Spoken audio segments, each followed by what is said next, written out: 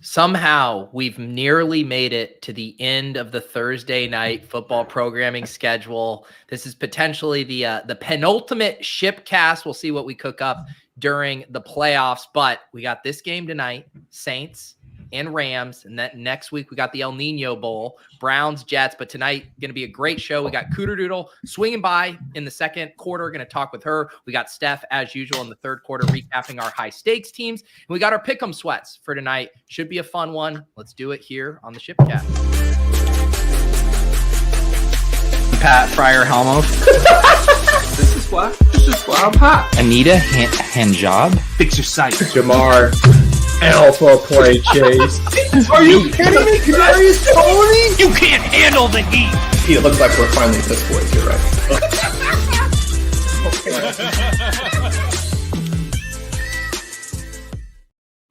That was the intro there made me laugh at Drico's stat chasing cold open with you guys on Tuesday, where he played the intro right out of the gate. He's like, I don't want to do a cold open, so I'm just gonna do it, but I don't know how to do it. I'm like, I think you just time it up like this, and it was great.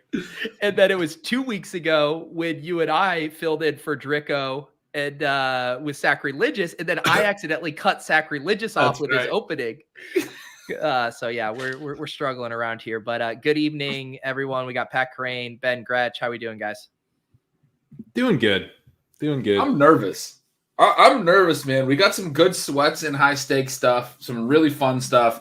I'm a new best ball bro, and I got 3 teams on my account in the semis. I got one with you from Best Ball After Dark. I have one with Sean. Got these 5 teams. I don't know what to do with myself. I mean, I feel like I don't know how 5 advanced. I didn't do that many drafts. It's well, you got 5 through? Yeah.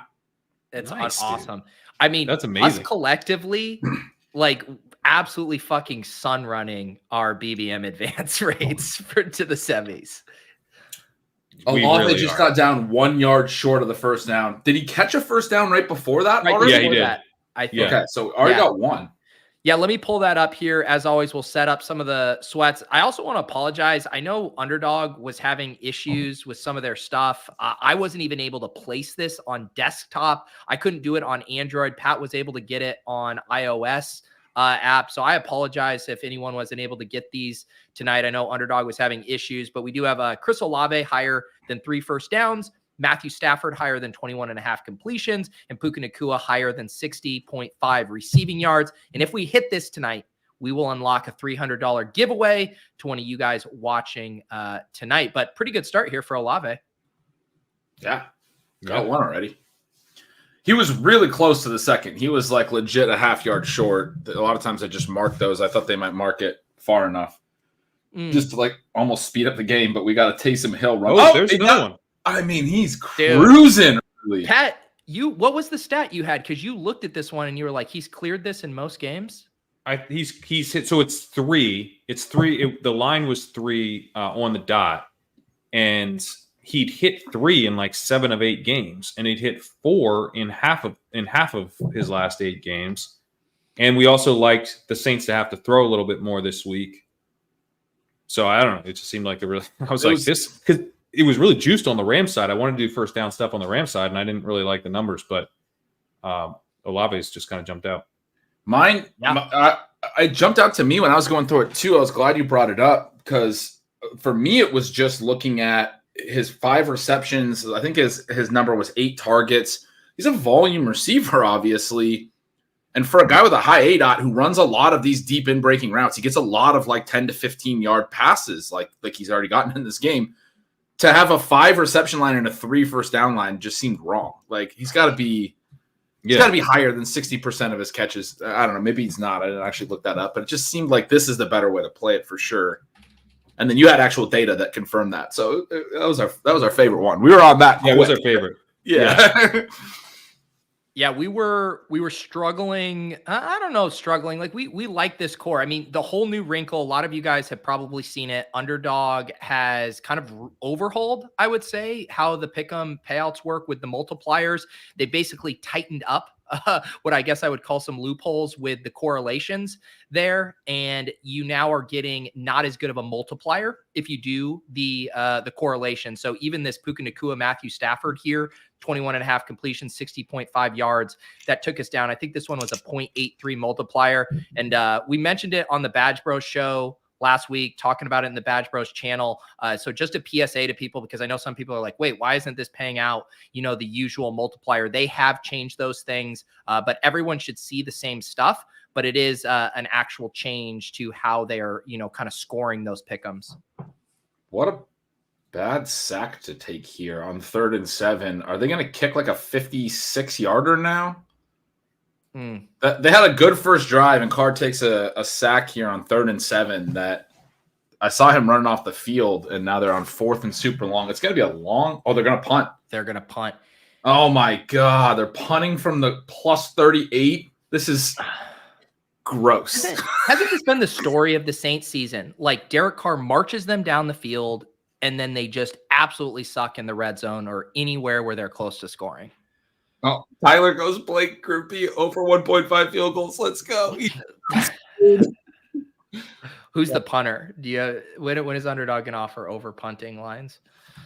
Oh, that was brutal. Should we pull up our 5-leggers here? Yeah, for sure. So these ones we kind of YOLO'd in on here. They're basically the same, but we just swapped out the high variance Scorcher here. So it has the core, but it also includes Cooper Kupp, 70.5 receiving yards. So just basically playing that Matthew Stafford double stack. This one has a Tyler Higbee Scorcher for a touchdown, 2.5x multiplier. And then I think I need to pull up the other one here.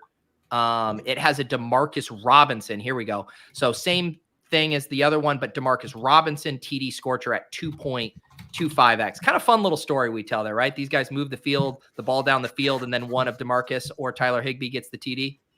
Yeah, although for some reason Puka's line was like cratering as this was happening. So we have the Higbee one at 64.5. And by the time, because I put in the 5 legs first, by the time we put in the core, it was down 4 yards. So the core, it's kind of nice that it worked out that way, because the core is a little easier to hit than some of these 5 legs.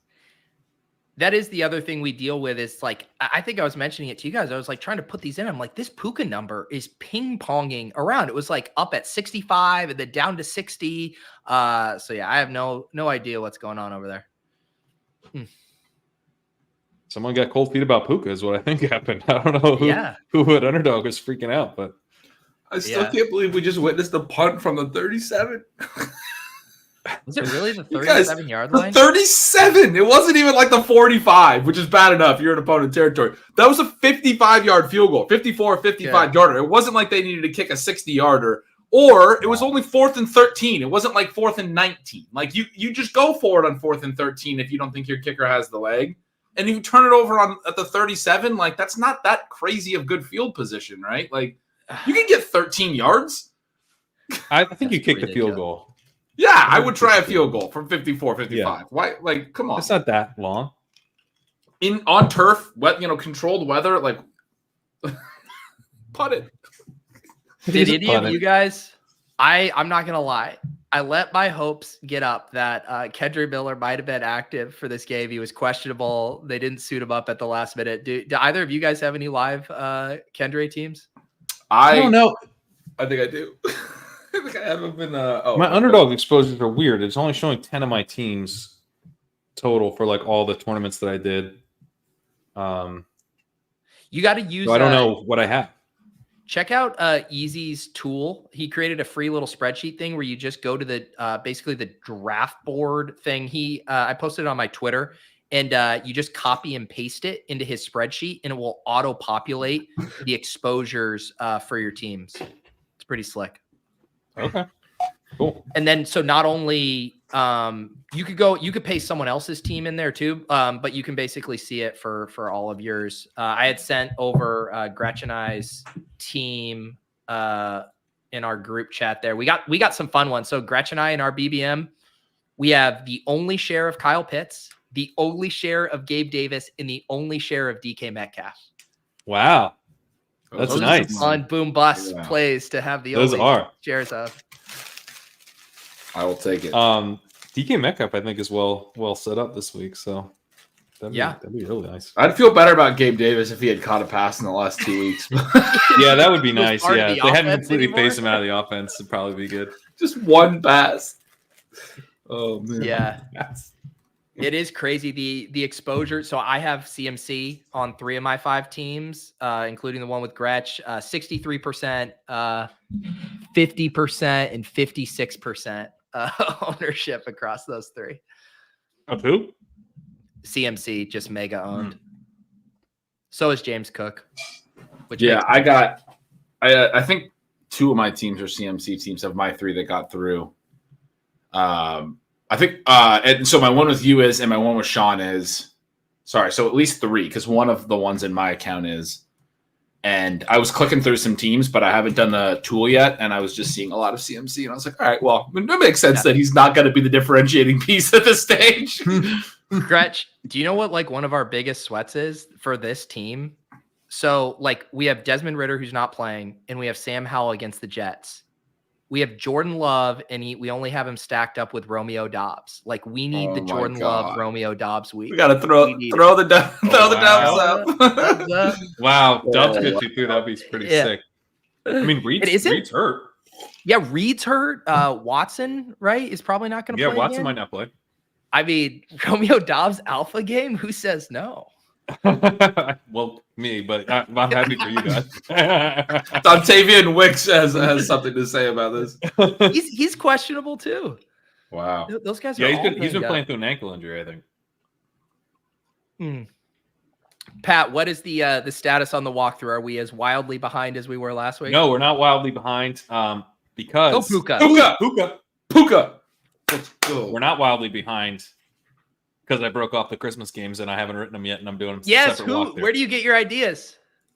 You. All right.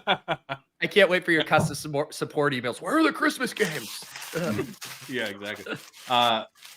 Yeah, no, I think it'll be good. I'm gonna get that out. I haven't started recording it yet, but I'll breeze through it after the game. I've got everything written for the Sunday. I thought about breaking it. Now, here's the thing. Do you put the Sunday night game in the Christmas walkthrough, or do you just put it in the normal walkthrough? Depends how behind you are. I got down and I was like, I can write up this Patriots-Broncos game in about 10 minutes. So I'm just going to go ahead and do that. So it'll be part of the normal walkthrough. I'm just going to speak for myself. Like when I consume it, I just consume like the main slate stuff because I'm like trying to prepare for my DFS, for my battle royales. Like those are the ones I end up reading. Sometimes I remember to circle back and check some of the island game stuff, but honestly, most of the time, it's for the main slate. Yeah, I've actually thought about some other ideas for next year where it's not part of the walkthrough, but we'll see. All right, let's get this. Stafford, plenty of time. Well, Demarcus Robinson, or is that? Yeah. Yeah. Save those guys for the red zone. What are they doing? I don't know, man. This is not what we signed up for. No, the thing about the Scorchers, you were showing those a minute ago. Did you mention the Ravens game when you were talking through that? What that I looked a couple weeks ago in the Ravens game. No, we didn't. Literally 2 weeks ago, the Rams had a game where Puka and Kupp both went over like 80 receiving yards. Kupp went over 110. And DeMarcus, and it wasn't Higbee. Higbee was out, but it was, what's his face, Davis Allen or whatever that guy's name is. Both scored touchdowns. So both of those, the 4 legs on the 5-leggers that we have would have hit in the same game 2 weeks ago, as long as you just sub out the tight end for the backup tight end. And yet we got it as Scorchers this week. I mean, like at the payouts that we got, you usually don't have something that just occurred 2 weeks ago, right? Like all 4 legs just happened. I feel like it's you can point to that game and say, this is what we're looking for. This box score right here. Yeah. I mean, I feel good about, Pat, weren't you mentioning that the Saints don't really get after the passer and Stafford should have a lot of time in the pocket? Very weak pass rush. Yeah. Yeah. They have a good pass defense overall, but their pass rush specifically is not good. And I think that's like the Rams have a good offense overall, but they can't protect Stafford very well. So I'm like, all right, Yeah. I think the Rams will be fine here. Yep. In the total, I feel like the total of this game kind of reflected that. I think if you would have asked me, like, what do you think the total is for this game? I would have been like, I don't know, 42, 43. And then when I saw it at 45 and a half, I was like, oh, maybe there is a little bit of hope here for some scoring. Everyone wants to know what you guys are eating and drinking. It looks like Gretch has like a fucking pina colada over there or something. I'm eating a hot dog. Pretty like fried some onions and stuff. Oh, hell yeah. That's a Seattle dog. You got the grilled onions. Yeah. Famously, famously, I don't cook. But the Seattle dog, you got to do it with cream cheese and grilled onions. Ooh. And Yeah. often jalapenos. I'm eating a burrito my wife bought me at the store. And like at a grocery store burrito, like a deli burrito. Because I was like, I need something to snack on before this thing starts. And then I started making myself a margarita, poured a bunch of tequila into this, ran out of our margarita mix, only had a little bit left, poured orange juice in the rest. So I got like half margarita mix, half orange juice. I don't know, tequila sunrise going on here. Cool. Look at that. I got this Baja Lager. Nice little easy drinking. Do we just all have like a convenience store / mini bar on our desks tonight? Everything we're eating can be purchased at a gas station. Right. For me, it's my kids are home for winter break, and 5:15 sneaks up on you. Pat's learning it now that he's out here in California. It's 5:15 out here, man. It's 5:30. Like, I was just hanging with them like a couple hours ago, and then you got to set your lineups, and then it's like, bam, show starting. Let's go. Yeah. Ooh. Oh, threw it away. Is that a flag? Yeah. Like holding. Wow, we got it. It was uncatchable, but was it? Did he hold before? Oh, they're just going for it. Now they're going to run it, but this is where we could get Higbee inside the 5. Little play action. I feel like McVay always likes doing some funky stuff down here. He'll give Kyren a shot for sure, but then maybe we get something funky. I mean, that's probably uncatchable, but you can't dive and tackle him like that and not get called. You're definitely going to get called. There's Kyren. Ran it, but he only got to the 3. Gretch, what were you saying about it? Wait, is Tutu Atwell active? I thought he was supposed to be. Because you were saying something about Demarcus Robinson still being in for blocking purposes. Yeah, before he got hurt, he started losing snaps to Demarcus Robinson, reportedly because they liked Robinson's size and blocking in the run game. When we were talking about the scorcher, I said, I mean, even if Atwell's in, I would assume that would manifest itself in the red zone for sure. Like, that's like the Jake Bobo thing, right? Like, you get the bigger body receiver in the red zone, he can block, and he's been in there now. They're going to use Atwell if they have him active, like between the 20s on some deep, running routes. They're not going to use him as this big physical presence in the red zone, obviously. So, if I had special effects for this show right now, I would be like, Scorcher watch, everyone, Scorcher watch.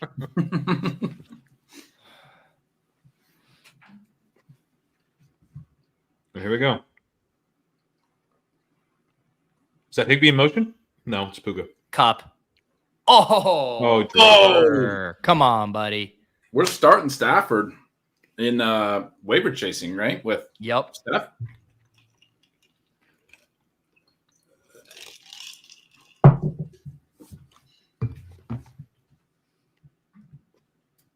Man, Cup. They're going to kick it. Oh, they're going. Let's go. Wow. Come on. This has Higbee written all over it. All over this it. This definitely has Higbee. He's not in. That was Allen. Wait, who is? We've got Allen in. Shit. Yeah. Okay, then we need D-Rob, bottom of the screen. We got Robinson, bottom of the screen. Puka. Oh, my God. Oh, it was Puka.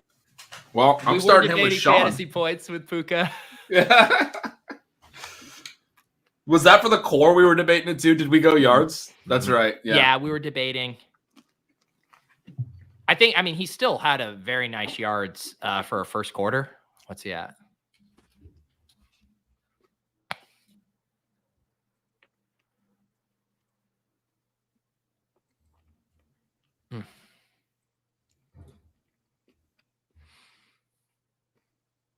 I was like, does anyone who was poking around BBM pots? I honestly didn't see much Puka. I didn't have a single Puka shot. I don't have Puka, so that's good for me if he's not. Well, he probably wasn't drafted enough, right? That's what I wonder. And then he didn't have a monster week 15, right? Like he would have been a guy you had to drag with other pieces. Because he wasn't owned in 100. What's that? The advance rate would have been amazing.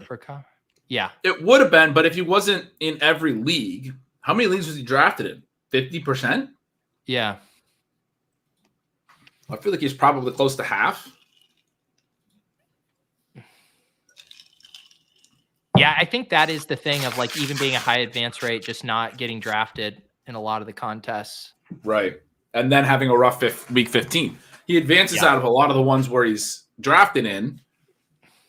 But also, I mean, he started really hot, but he wasn't like – he leveled off a little bit. He wasn't like, you know – I don't think he's like ubiquitous by the time. I don't think I have any so free. I don't like think if you took him, he was your 18th round where it was just like your team was already just. I mean, he paid off his cost in 4 weeks. That's right, for sure, by a long shot. Yeah. Do you know? Wait, Gretch, do we have? Oh, I forgot about our other sweat on this team tonight. We have Rashid Shaheed on our BBM team. Oh, nice, dude. Oh, yeah. Let's go. We got Shaheed? Yeah. We got Tyquan Thornton. We got Romeo Dobbs. We got all the guys you want. We kind of need, a random wide receiver to go off because it's not the greatest wide receiver room. Oh, Devonta missed practice, too. This is another Devonta No team. way. I have 60% with the knee thing, right? Across those. Yeah. I have a ton of Devonta too, man. Oh man, that's gonna be brutal. I'm sorry. Did you say Rashid Shaheed? Yeah, I mean, if I say Rashid Shaheed, Cooterdoodle just manifests. I heard it there. I'm here. What's the real story about you and the Rashid Shaheed jerseys? How many Rashid Shaheed jerseys have you bought drunkenly at Saints games? One, but I got on customer service in the Dome whenever everyone was shaming me on Twitter and saying, that's not his number. That's not his number.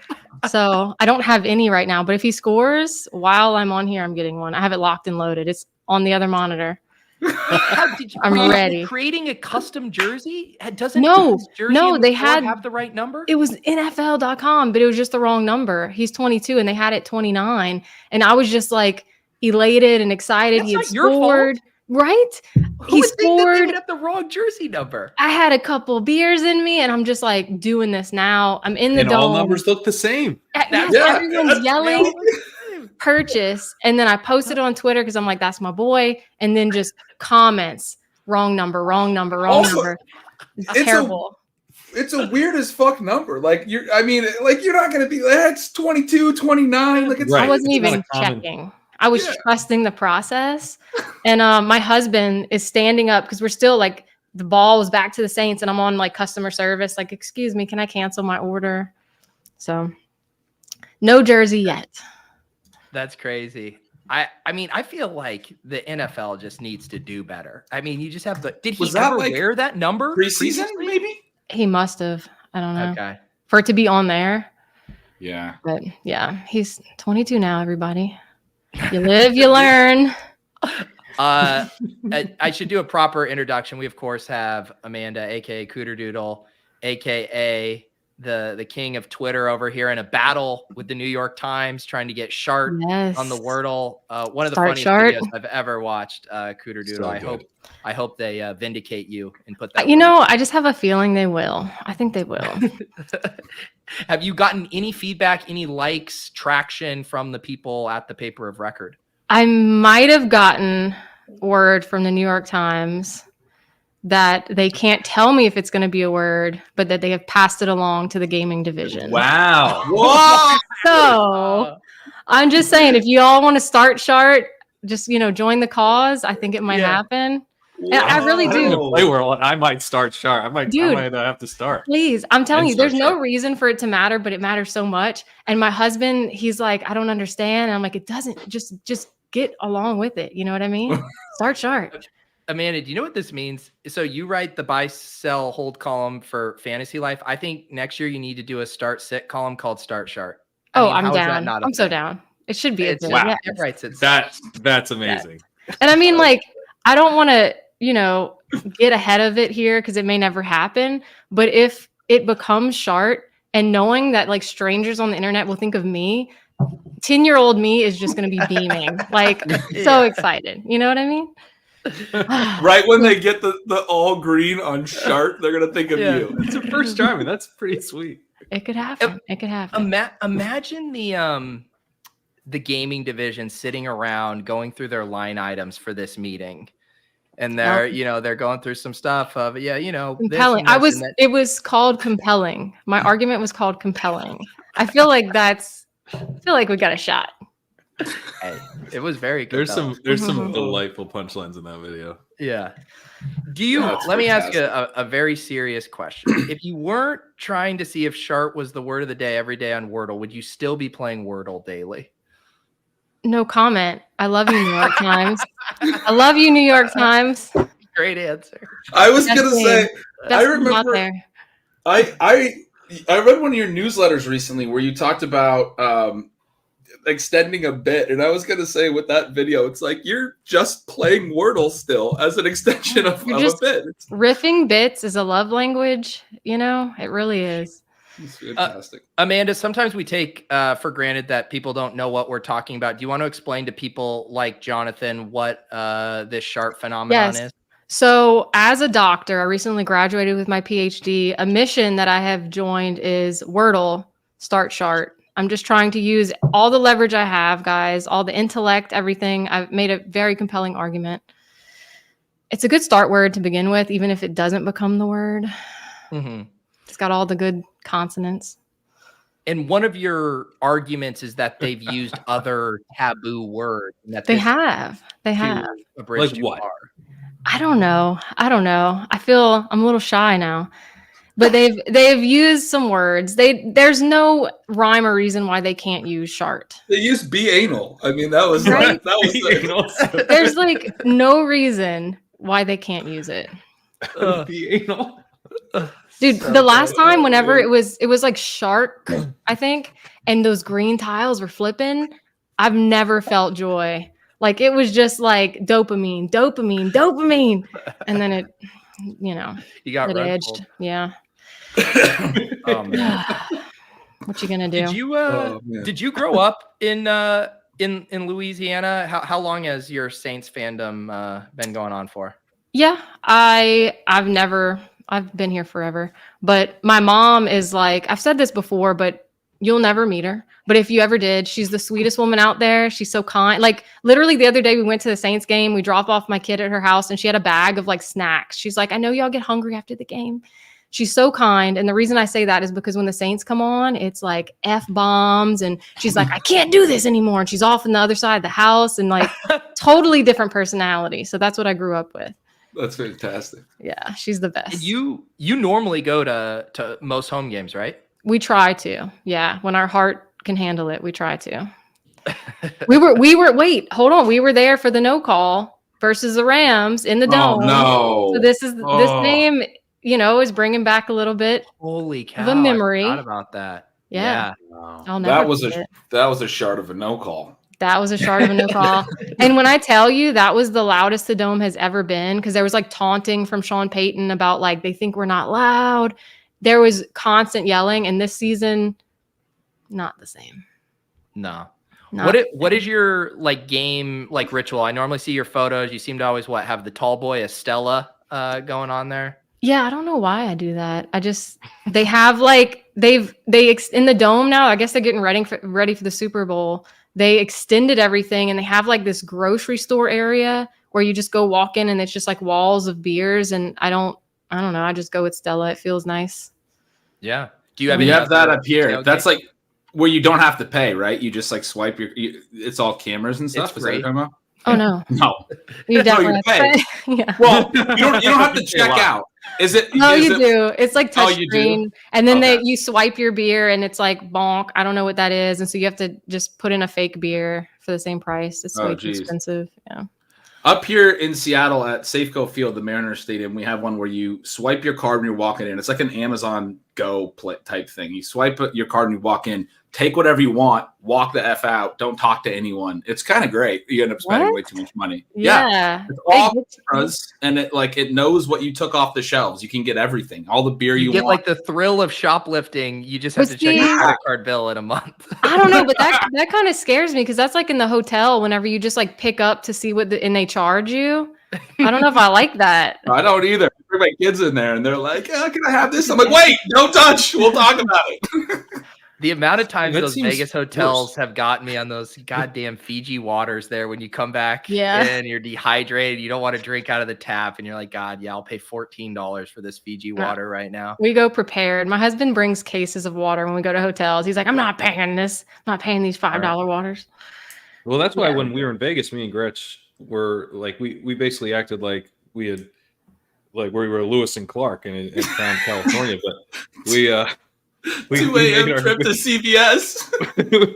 and we got water. We didn't have to pay $14 for the water. We did Plus it. popcorn. It was delightful.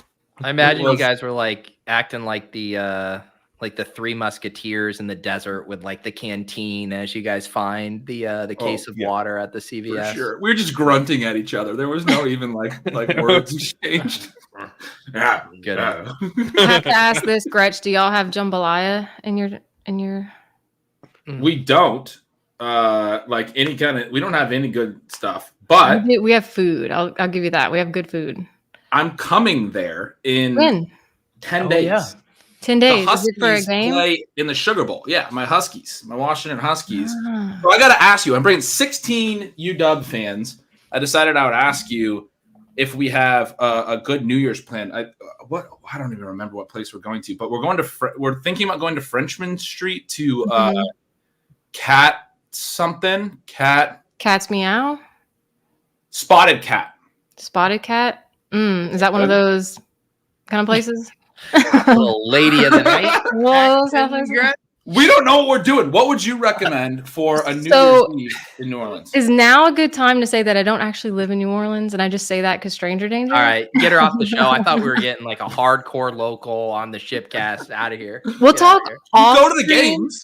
Yeah, I Frenchman do. Street's awesome. I've We'll been to talk Frenchman off one stream time. about safety. We'll talk Okay. later. We'll talk later. Sounds good. You don't want our audience to know these safety tips? Just be safe. Be safe out there. All right.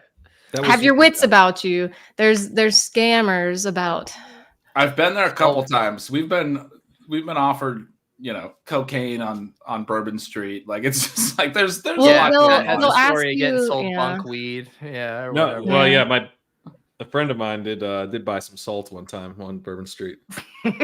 Oh, I told you guys, my buddy, a girl like Some pulled white him down salt. an alley. He started like making out with her, and then she like made off with his wallet, and it was just like that. And he was just like, "Wait, what's going on?" And then he didn't have his wallet, and she Yeah. got him. They'll literally like on bourbon, they'll just shove like shots in your mouth, all sweet and kind, and then they get super angry and they're like, that's $40. Like they'll get you good. Yeah. Now, Cooterdoodle, when Jacob Sanderson was on, he pulled up the park next to his house and just kind of showed us around the park. Do you want to do that? Or? Here's where I live. I live on Bourbon We did Street. Google Maps zoom in on his house, and we got zoomed in on the block, and we were like, maybe we were like gonna find his actual house, and then finally it was like, no, actually it's 2 streets over, because it got weird. Oh, man. Oh my gosh. I was actually hoping that we'd look good in this game, and it's not looking that way. What is up with like the Saints aversion to scoring? It's like they got them moving the ball. You know how like some teams they say they script their first few plays and then it's like, well, after that, fuck it. It's like the Saints have all these plays like between the 20s, and then they get there and they're like, shit, we're fresh out of plays. We got nothing. I don't know. Well, last week Better allegedly someone else was calling the plays, so I had hope today. We'll see, but I'm seeing a lot of incompletes. Yeah. I don't know. I'll be honest, I'm a little nervous. Like, our whole division is bad, so we still have a chance, you know? Yeah. We still have a shot. Gretch, it's a horrible division. I'm going to pull up a picture for you of what I recommend getting when you're in New Orleans, and that's one of these huge-ass beers. All right? This is one of the trademarks of Bourbon Street here. It's a great value. Go, Puka! Sorry. Oh, that trip. We do have financial interest in some of these Rams passers. We want your team to win. But I love Puka. I love Puka. Yeah. He's my waiver wire hero. Yeah. Although one time you fake told people to sell him in your column fake. Yeah. I will say though, as far as beers go, I wouldn't recommend the huge ass beer because when you talk from a scientific standpoint, it's gonna get hot. Like you gotta, you know what I mean? Like I know they don't look good, but like those little baby beers are like from a cool standpoint per chug, those are elite. But from like a prop standpoint, from like a carrot top standpoint, walking around with one of those huge ass Did you beers, do the hand grenades? I didn't. But But don't you think it's a good way to kind of assimilate with the locals? Like you kind of just fit right in with one of those huge ass beers. No one will ever. Yeah, they definitely don't think you're here for the first time. Yeah, it doesn't seem touristy at all. That huge ass beer. I will say, you know, the advantage of the huge ass beer, it would be helpful if you didn't mind drinking warm beer, but also how hard is it to get a beer? Because if you're in a crowded situation and all of a sudden, you know, that's you've optimized for cool, but have you optimized for having to go back to the bar too often in a crowded setting? Yeah. In the land of the packed bars, the man with the huge ass beer is king, I believe is how the saying goes. Forgot I was talking with analysts here. You think about all the angles. I forgot about that. The landscape sometimes shifts on you. You gotta Gretch, for when you go to watch your Huskies play, what is the optimal level of drunkenness? Like, do you want to be pretty focused and dialed in, or do you want to just be Oh, he's ready. He knows the answer. This is a big question. No, I mean, I've already talked with my other buddy that drinks a lot like I do. Like, I mean, you guys have been on stream with me before. You know that I get a little too excited. It doesn't start till 7 local time either. Like over out here in the West Coast, everything starts at like 5. It's 7:45 local. Like that's all fucking day. I usually go to games at like 5 out here on the West Coast. I suggested that we should go to the National World War II History Museum that day, so I could pretty good. It's pretty stay good. sober for like a big chunk of the day and really have my mind off the game. But I'm still gonna even if we do that until like 3, I'm gonna be drunk by 6. I mean, the idea would be to be at literally as sober as I can be is the answer to your question, Pete. But I mean, I'm not. I'm gonna let you know right now. People start drinking in New Orleans like when the sun comes up. So yeah, you'll be it's bad. You're gonna have a bad night, bad next day. Yeah, I mean it's gonna be the day after New Year's Eve out in New Orleans as well. Like we're gonna need the hair of the dog in the morning. It's gonna be bad. I'm not gonna remember this game. I want to remember the game. Is the thing. Yeah. Oh my god! Just follow everything with the water. Follow it with the water. You're good. You'll be all right. I need a big ass water with my big ass beer. Yeah, carry 2 of them. You've been. Is it in the dome? Life, you know, it's in the dome. In the dome. Okay, the dome is a lot nicer than it used to be. They've changed it this year, so that is good. And a pro tip: if it's crowded for the bathroom, you can. I don't know if this is everywhere, but now you can leave now. You can leave the dome, go pee on the outside, like in an actual restroom, and come back in. Not the side. Gretchen, right? No. Of the dome, no. Pee on the side of the dome. Yeah. But like you can leave. So if there's a line, just like, hey. Are you telling me I can mark my territory on the side of the dome? Like that's a very male thing to do. Yes. I mean, Bourbon Street, that's a different story. Yeah. You can probably pee on Bourbon Street, not legally, but. Is Bourbon Street hack Cooterdoodle? Is that just out? There's a scent. There's a smell. There's a scent, yeah. Yeah. You'll know when you're getting close. It's a little soapy, the scent. It smells more like bodily fluids and salt. Well, yeah, I mean, there's like a hint. It's like one of those things where it's like the grossness then gets like mixed Clorox. to clean it. Yeah, and then that becomes part of the smell. Yeah, you must have gone on cleaning day. One time we were going at the end of the games. Well, sometimes we'd go there, there's these really cheap, great pizza slices on Bourbon. And 10-0. And we'd go. And one time it was after it rained. And I don't know why I looked up and like Bourbon Street roof juice got in my eye. And I remember I had this moment where I was like, I know logically it's the roof. It's separate from down here, but I was a little afraid. Like I thought there would be a pink eye situation. Roof juice. That's what happens when people get advice that they can go outside and pee on the dome. Roof juice. Cooterdoodle, you did this. Yeah. So it was definitely off the roof though, not off a balcony. No. It was the roof. It was the roof. Okay. Yeah. It's all good. Yeah. But no, you'll have fun. Just hydrate. I mean, it's funny. We're like really just going to for the game because the Huskies haven't been this good like in my adult lifetime. It's been a really fun season. They're undefeated. I think they have a legitimate shot to win against Texas. We're facing our old coach. Steve Sarkisian used to coach for UW. But it turned into like a multi-day thing in New Orleans for like New Year's and all this. And I don't know if I'm prepared for all of that. Like I'm just going to watch a football game. There's a lot more that's going on. We got an Airbnb nearby and like, I mean, I'm probably going to lose a wallet, maybe a tooth. We'll see. I've had a friend lose a tooth. I have had a friend lose a tooth. Yes. Here's this offline story too. Yeah. Oh gosh. Well, if I lived there, I would come see you, but I don't. So. Fair enough. Have you been to the sports book in Harrah's? I think I'm going to do Sunday there. Harrah's, yeah. We went to Harrah's. We went to see Tenacious D there. They played like in Harrah's. There's a little place. We went there. Nice. Won some money. So nice. Yeah. I don't know. I probably not the money you guys are winning on, BBM, but. Is it a? Well, at least one of us. Him, that guy up there. That guy. Is that a good place to watch a game? Good like TV setup and everything. There is a section. There's one part of it. Yeah, that there's like big screens. There's a certain bar where it's a lot of big screens. Nice. So that's a good one. But there's like a lot of random. As you walk around, there's a lot. I guess it depends on the vibe you want. There's a lot of like hole in the wall bars where people are just there for immaculate vibes, and it might seem a little sketchy, but you'll have a good time. You know what I mean? Especially like you and 16 bros, you'll be fine. You'll be safe. That's a deep entourage you're rolling. It is. I don't know if I know 16 people.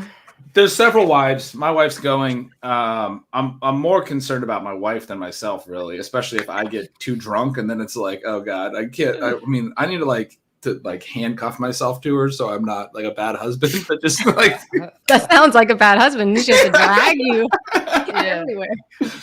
Oh man, I get a little excited, about things. Like my eyes catch shiny things. It's like a cat. Have you've never been there before?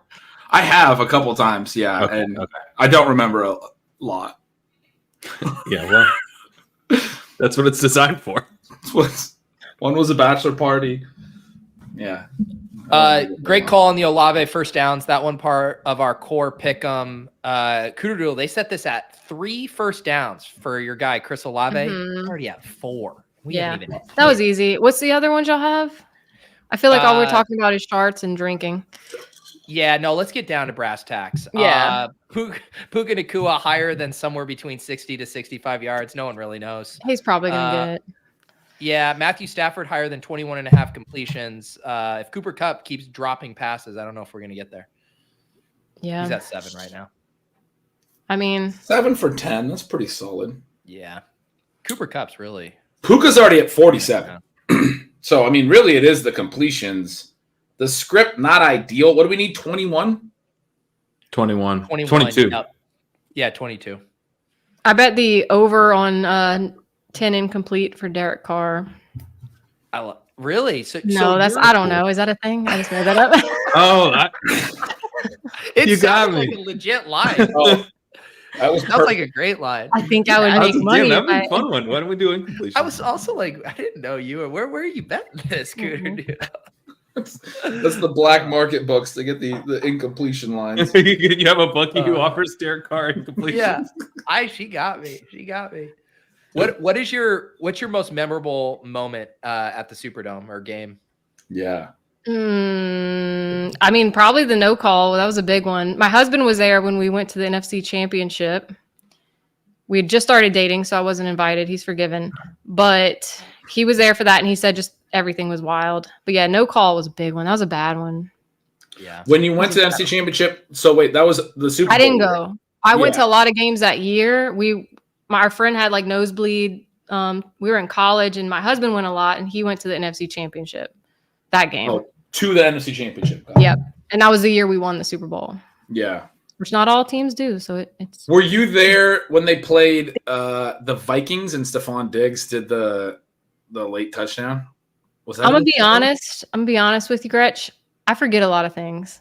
I might have been. I don't know. Unless I like tell myself lock in this exact team and this exact play. Couldn't tell you. I went to the Dome last week. Who did we play? Give me a second. I don't know. I don't remember. I don't know. Who did the Saints play last week? I don't remember either. We've had a couple. We won. I know that. What's your Saints fan take on Sean Payton at this point? I like Sean Payton. I think he's fixing Russell Wilson. I think that him and Drew Brees extended themselves a little too far when they were here. There was that one season Tom Brady was still in. What was this, 2-3 years ago? And Drew was hurt, but they didn't tell the fans he was hurt until the offseason of the next, like at the end. And I feel like if we would have put Jameis in, there was a game against Tampa Bay. I do remember this. There was a game against Tampa Bay that we would have moved on, and it was a big deal. And they just stuck with Drew for whatever reason. He couldn't get it down the field past like 10, 15 yards. And if they would have put Jameis in, I think we would have beat Brady. In the playoffs, that's the year they won the Super Bowl. Jared Cook had a big fumble in that game. I believe that was Drew Brees' last game in the NFL. It was, yes. And then later they were like, oh, he was hurt. And it's like, yeah, no, can we say bad words? Shit. Yeah. No shit. Yeah, okay. No shit. Sorry. But like, it was one of those games where I'm like, we all knew, put Jameis in, get us some first downs. You know what I mean? So that was frustrating. I love Drew, love everything he did, but I think we should have put Jameis in that game. They could have won that game. They were leading, if I'm not mistaken, by 10 in the second half of that game. And I don't know how you remember that. That is truly because impressive. I spent a lot of time being a hater on that Bucks team. They got so lucky. That was the luckiest run to the Super Bowl. The NFC was weak. Their game against the Packers the next week was super lucky. Oh yeah. Yep. All of it for the second that it was announced Tom Brady was coming to the Bucks, I knew. I told my husband, I'm like, we're fucked. We're screwed. Everything's over. And then Gronk came. I'm like, yep, done. Put the nail in the coffin. We're not going to the Super Bowl. I'm not bitter. You don't sound like it.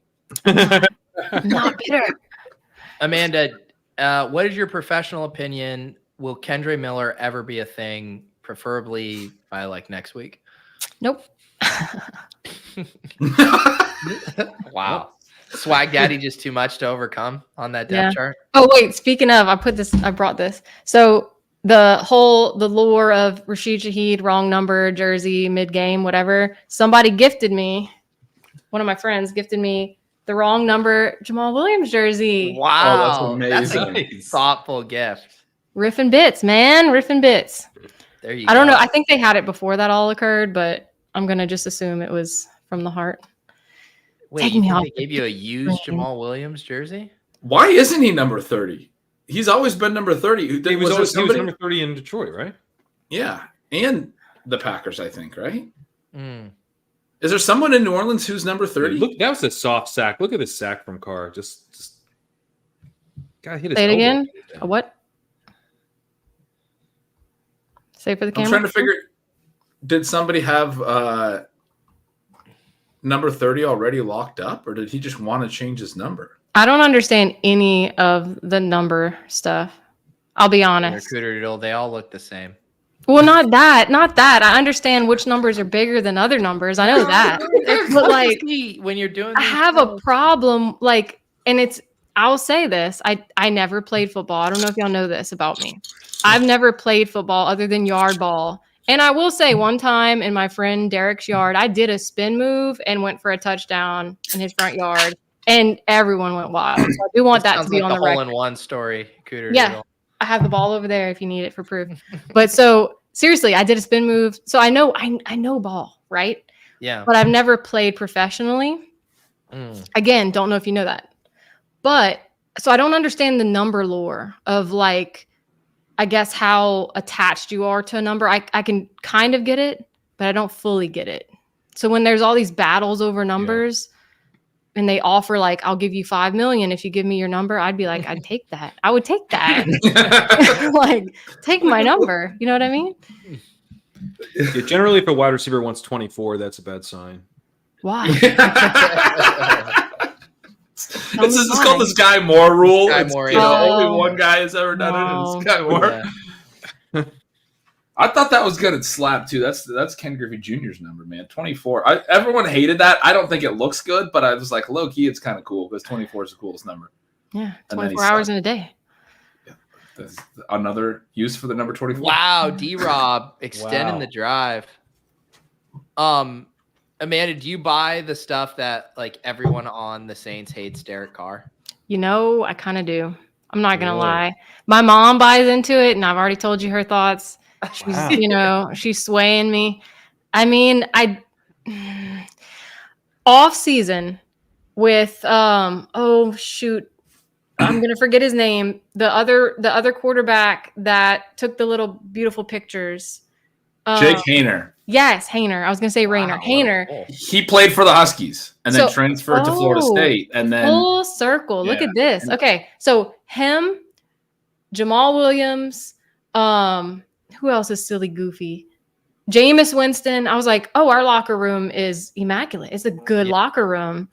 And yeah, totally flipped. I don't feel like it's a good locker room vibe right now. Like there's been earlier on in the season, there were times where Kamara was giving interviews talking about how people weren't preparing, and he was kind of throwing shade at other players. And I think he threw shade at Olave, like talking about this person has been practicing and reading and doing things in their off time. And there's been some shade thrown in these press conferences and like team interviews. So yeah, I think it's in shambles.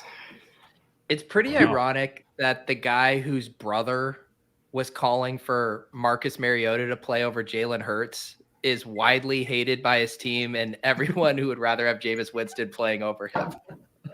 That is ridiculous. I know that was the most. Yeah, there's been some embarrassing analyst moments this season, but calling for Marcus Mariota to play over Jalen Hurts, it's about as bad as we got. Wasn't that because of injury? I thought I saw a clip. He sort of like claimed that he wasn't healthy, and it was about him not being healthy. Then he kind of doubled down on it again. Yeah. It's just an extremely bad people gave him a chance to kind of just be like, no, I misspoke. This is what I meant. And he doubled down. Sometimes you respect the double down. Sometimes it's not so good. You play blackjack, Cooterdoodle? You ever get sure the casino? Do. Yeah? Yeah. Mm-hmm. What's your game of choice? I love a little roulette. Okay. Well, like sprinkle some chips on the board and yeah. Little group sweat. Yep. One time it was after the Bills played the Saints. I told my friends, I was like, we're going to the casino, we're going to Harrah's after, and I said, if the Saints win, I'm putting something on black. If the Bills win, I'll put it on red. And so we went in roulette. I think the Bills won. Put it on red and sprinkled a few in the middle and turned $100 into like $350. And one spin and I was done. Done for the night. Cause that's my kind of play. I'm like made it. And all my friends were teasing me. They're like, we have a whole night of, I was like, I don't care. I'm done. I'm going to walk out of here a winner. Yep. I just maturity. Watched them play. Yeah. I think if the New York Times knew with what kind of high character and high disciplined individual they were dealing with here, Chart would be in the paper tomorrow. I'm not going to lie. I don't know why, but I'm so nervous about it. Like in the mornings, I'm actually giddy. Like I'll play Wordle and I put it in. I'm like, this could be the day. This could be the day. if they ever do it, you would be able to experience it organically, or it would get spoiled to you by I someone. just want to point. You just said do it. And we're talking about charting. Yeah, we'll do it. You do. do. Gosh, grow up, Gretch. But no, can you're right. Everyone make a pact that they don't spoil it if you see it, that you let No. Amanda experience it on No. her own? I want everyone to tag me. I want to be known as the Shart Girl. No, I'm not saying that. I've I'm just never, saying I for the want you to record, experience I've it. never. Clip that. For Clip the that. record. 55-10. Yeah, there you go, Nick. I said this in a group chat on Twitter the other day. I'm like, for the record, I don't know if I need to say this, but I've never sharted. I just play shart. The lady doctor tests too much. I do feel like I should just put that on the record. Yeah.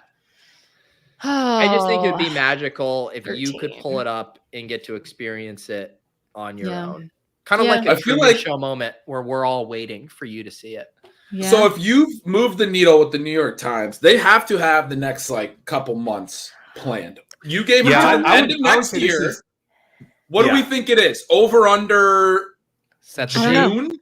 But see, this is the problem. I gave think them till the March. end of 2024, and I feel like I Uh-huh. fucked up there because that's a long time. Yeah, that's you're so many gonna get it in days. November. You know what I It's such a mean? but it's That's it's a long time, but it's an amount just of enough. time. It's doable for them. Yes, Like it's a deadline, but it's also like an extremely doable deadline. it is. I'm And it's really just enough. excited. It's just enough for the collective to forget, and then just bam, just throw it in there. Well, Yeah. so if they haven't done it by November, we're all going to be playing a lot of World next year in November. I feel like you're going to be tweeting about it a lot when we get down I'm gonna to the need last, numbers. 30 days. Yeah. Yeah. Man, have you thought about if it's going to happen, what the ideal time is? Because if this happens, let's say September 20th, you're going to get you can get a couple days because we're all going to move on. Football's happening. But if this happens in June, that's a 6-week That's a whole Twitter yeah. extravaganza. I'll say this. I'll say Celebrate. this. My real life boss saw the video, and I already told him I'm taking off that day. If it happens, I'm taking off. And he's like, I totally get it. I get it. He's full supporting.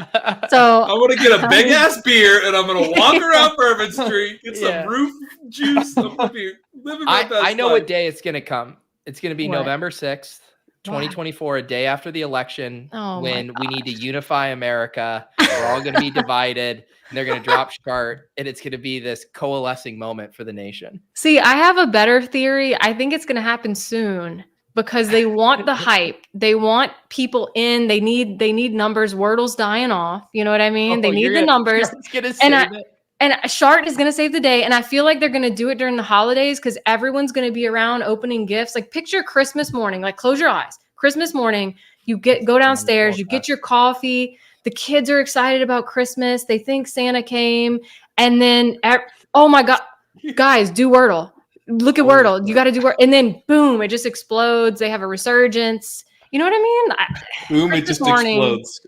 Yeah. Yes. Referring to Christmas Shart. morning. Christmas morning. How I was about, picturing gifts. That was my 5-letter word on that day. Not Yeah. necessarily sharp. I tried. Derek Carr doesn't Shart himself on one single drive in the Saints score here. Who says no?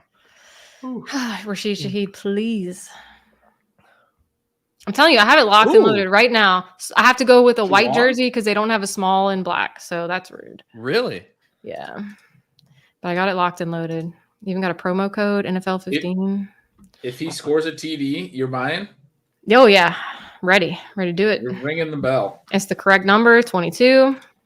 When we hit our pick'ems around here, Amanda, if we hit our 5-leg, we kind of have a collective pact to order Taco Bell. And so this is your version of that. If Rashid Shaheed scores, you get the jersey. Yeah. I would just say this too. Remember we did our BBM, whatever that was. It was one of your last ones during that last stream. Garrett Wilson a little early at that one. Hold on. So at the end, you were like, if we win, I was like, I don't want anything. Just give me an Olave jersey. And you're like, I'll get you a truckload. And I'm pretty sure. Yeah, we went Wilson first. It was, yeah, I'm not getting that Olave. Well, no, jersey. because I was pretty toasted by the end of that marathon stream. And you come on and you're like, dude, I think we had the 102 or something. You're like, do you I want was to like, get let's crazy? just have some fun. Yeah, and you're like, and you floated Garrett Wilson, and you were nervous to float it. I was like, hell fucking yeah, we're taking Garrett Wilson. I'll say this, though. Let me tell you, that would have paid off. It I was going to would've paid say, off. at the time, it wasn't that crazy. It wasn't. Like hindsight. I was watching 2020. this. I caught some of this stream. I was watching this, and that was an electric moment. You guys are not. You're underselling it. If anything. I will say, not to bring up my boss again, but he saw it was. Deep shot. What? Rashid Shaheed! Are you serious? Why the jersey? Add to cart. Are you kidding? I'm watching it on my phone because I don't have a TV up here. Rashid Shaheed. 2-2. Dude, He did it. check out right now. Let's my go, Gretch, God. our Dude, PBM this is- team. Yes, our PBM team. That's money. I love that we're all excited about this. I mean, how can you not be excited? You just said you're going to buy the jersey, Oh but you my can only get it in God. white because they don't have the small and black. Guys, yeah, white jersey, number 22, Shaheed, wearing it to the next game. I think we play the Falcons. They haven't announced when or where, they haven't announced when, but I know where. Incredible. I don't know if it'll be here in time, but I don't give a shit. Look at this. 45-yard TD. That's incredible. Hold on.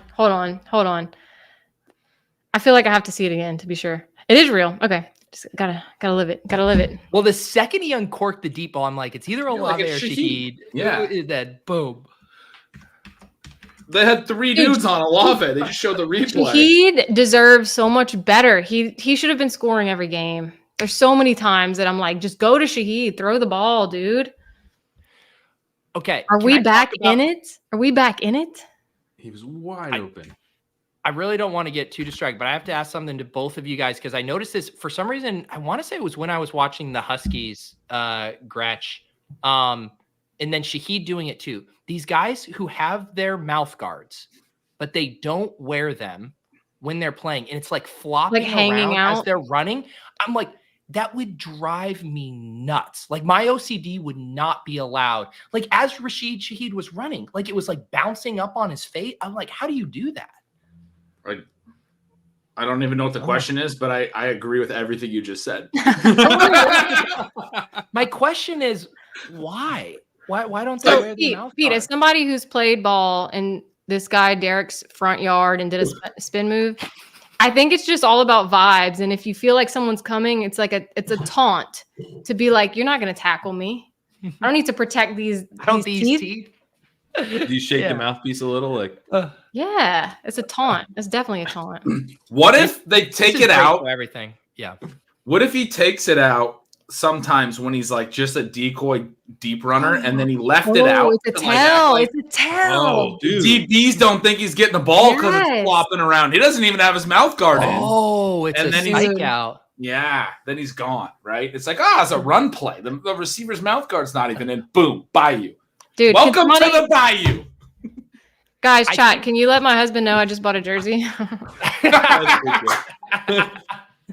I love it.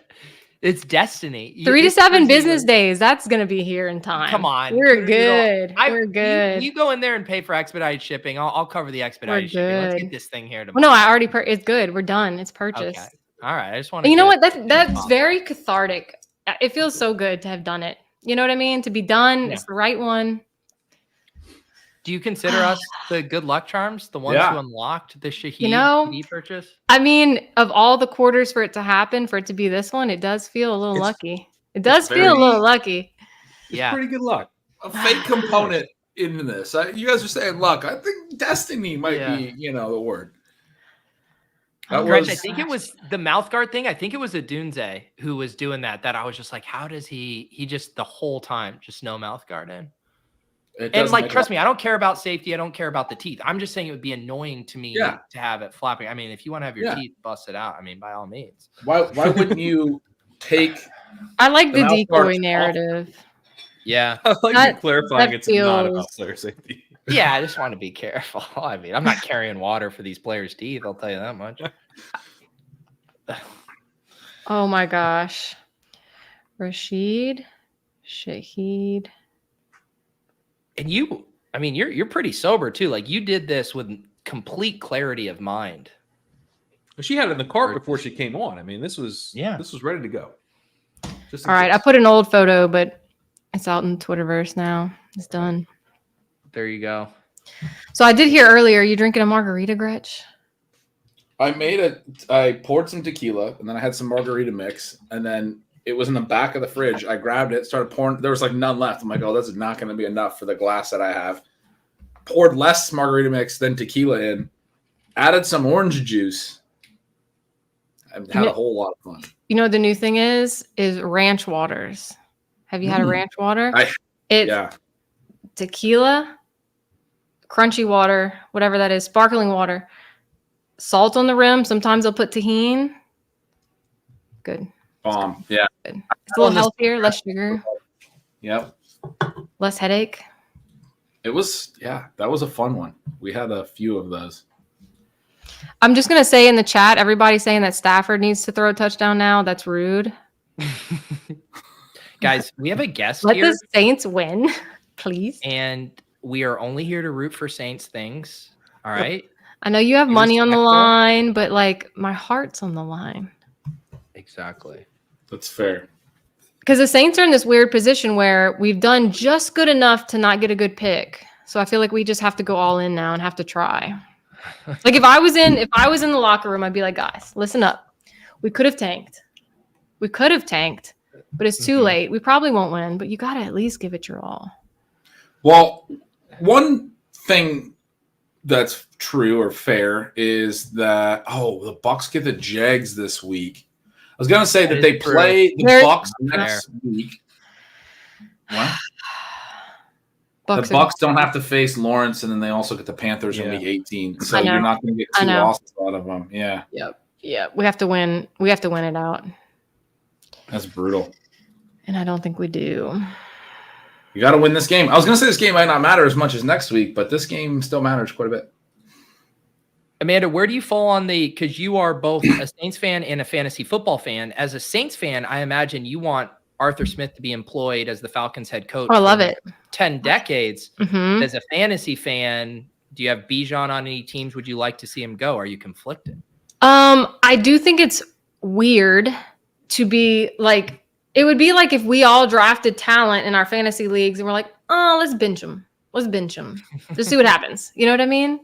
Yeah. Which, as somebody who benched DK in like week 14 or whatever it was, like that's kind of the vibe. You know what I mean? Yeah, that's kind of the vibe. Yeah.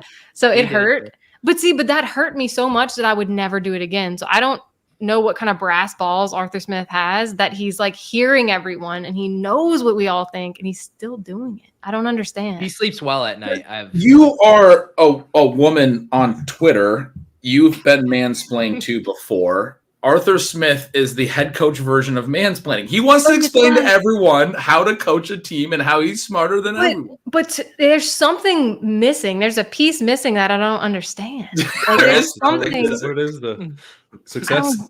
Like, is he? I don't want to use the word, but because what is a psyop? But is he a psyop? Like, what's happening? Why is he in there? What is he doing?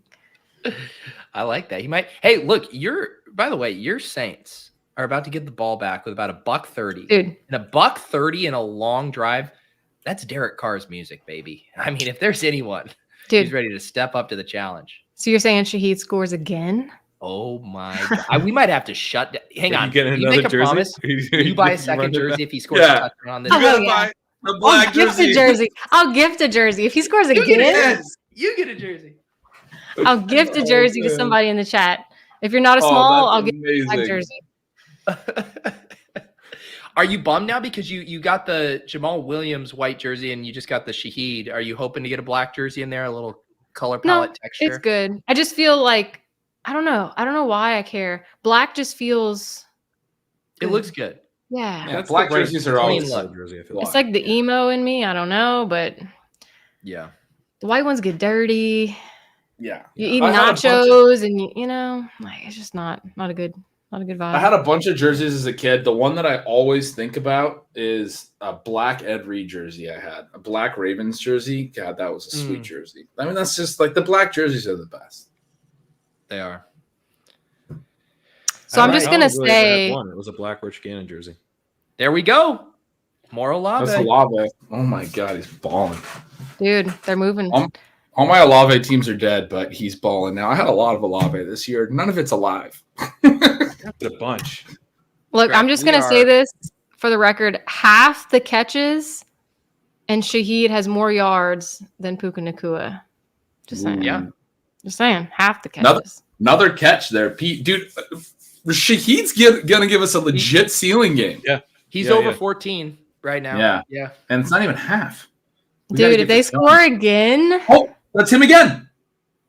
He didn't catch that. I don't think he Give it caught to him. that. Challenge it. Throw the flag. I'm going to be honest. I don't know if it's because I'm a cheapskate or I'm a boomer, but what are y'all watching the game on right now? I'm literally on Sleeper, just like watching Prime. him play right now. You're on Amazon Prime. You're on Just like- Sleeper. Just watch it on Amazon Prime. I guess I could just log into Prime. Never mind. Just kidding. That was a bit. Have you not even seen the Shaheed touchdown? No, when y'all said it, I'm like, reload. Hold on. You just want Searching on Twitter, Rashid Shaheed. Holy shit. So Just- you bought that jersey sight unseen. Like you didn't Well, know for a fact. Roll back the tape. Did you hear me when I was like, hold on, let me look at that again? Are we sure? Am I getting punked? Video, not behind. Now I wish we all would have just punked her before. You could have. Oh, man. Ooperdoodle. Oh. Oh gosh. Oh man. Oh, shout I don't out know. to It the just feels Sleeper app, I good guess. now to just do a little bit of this. Just check Yeah. it. I mean, I've watched games like that before, just Yeah. scrolling the game. Dude, We've all especially with done kids. You have a kid throwing a fit, you're reading a book, and you're just like, reload. Not that I would. it. Wait, just a second. I'm a honey. parent Just a second, first. honey. Oh man, I get in trouble with that because I do the just a second and I get too into the phone and then it's like, man, it's been like 2 minutes instead of just a second. Like she's like My kid perpetually roots against the Saints though, because I guess she is just her own person. She's, I guess, a troll. I don't know. She roots against them just to do it, but it gets her into football. So I'm like, you root for whoever you want. That's fine. That's tough. How old is she? All right, She just turned 6, and she would always root for the Bucks, and the Bucks would always win. And I'm like, I don't want to support this, but you're making good picks. Come on, Stafford. No. Oh man, D-Rob. dude, you were so Dude. on this D-Rob thing. The only thing they offered was the spicy touchdown, which we put on the 5-leg, but they didn't. And have any. hasn't happened.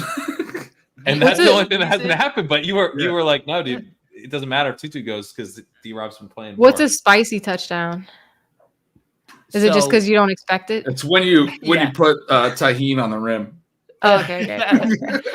Normally, like when you add it, it's just whatever the number, so it's like even money or whatever. But the Tyler Higbee, you got your entry 2.5x multiplier, so it's a longer shot, but you get paid out accordingly. No. I know. I'm asking for the people in the chat that didn't. Just for everyone? Yeah, no, for sure. Yeah, for anyone at home, the Scorcher, Yeah. it's a little multiple. It's the little pepper, the little red pepper. You spice it up. And the multipliers, it's math. You just multiply the numbers. You just multiply it. Yeah. The app But does we help need you a do the Demarcus. multiplication too. Gretch's favorite thing about Demarcus Robinson is that he isn't Van Jefferson. I think that's the one selling point for Gretch. Well, it's elite selling point though. Let's be honest. I wanted Van Jefferson to be a thing so bad. Arthur Smith wants to make him a thing so bad. You know it. You know it. He ran him the most routes of anyone on the team 3 weeks after they got him, and then 3 weeks later he was down to 15% routes. It was like, yeah, this didn't work. We gotta take him off the field now. You know. So wait, what's that? No, mine's off topic. Oh no, that's what we love. Yeah. I just want to know, what are all your home team people? What's your your home teams? I grew up a Broncos fan, but I feel nothing now. A who fan? Broncos. Oh yeah, that sucks. I grew up in Seattle, a Minnesota Vikings fan. I was Okay. Seattle sports for everything else, but my grandpa, both my parents are from Montana, and my one grandpa was a big Vikings fan. I grew up rooting for Randy Moss, Chris Carter. Vikings. I also kind of feel nothing. At this point. I had a brief love of the Raiders when they had Rich Gannon, Jerry Rice, Tim Brown, Charlie Garner, and then all those guys retired together, and then I was just left with the Raiders.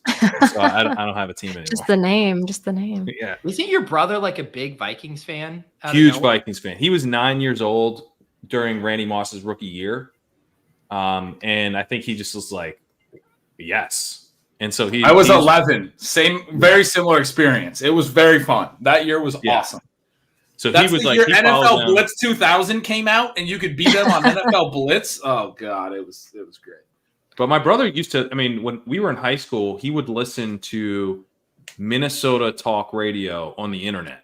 Like he would stream and it was just like call-in radio shows of like, and it was during the Brad Childress era. I mean, this is like the Vikings sucked.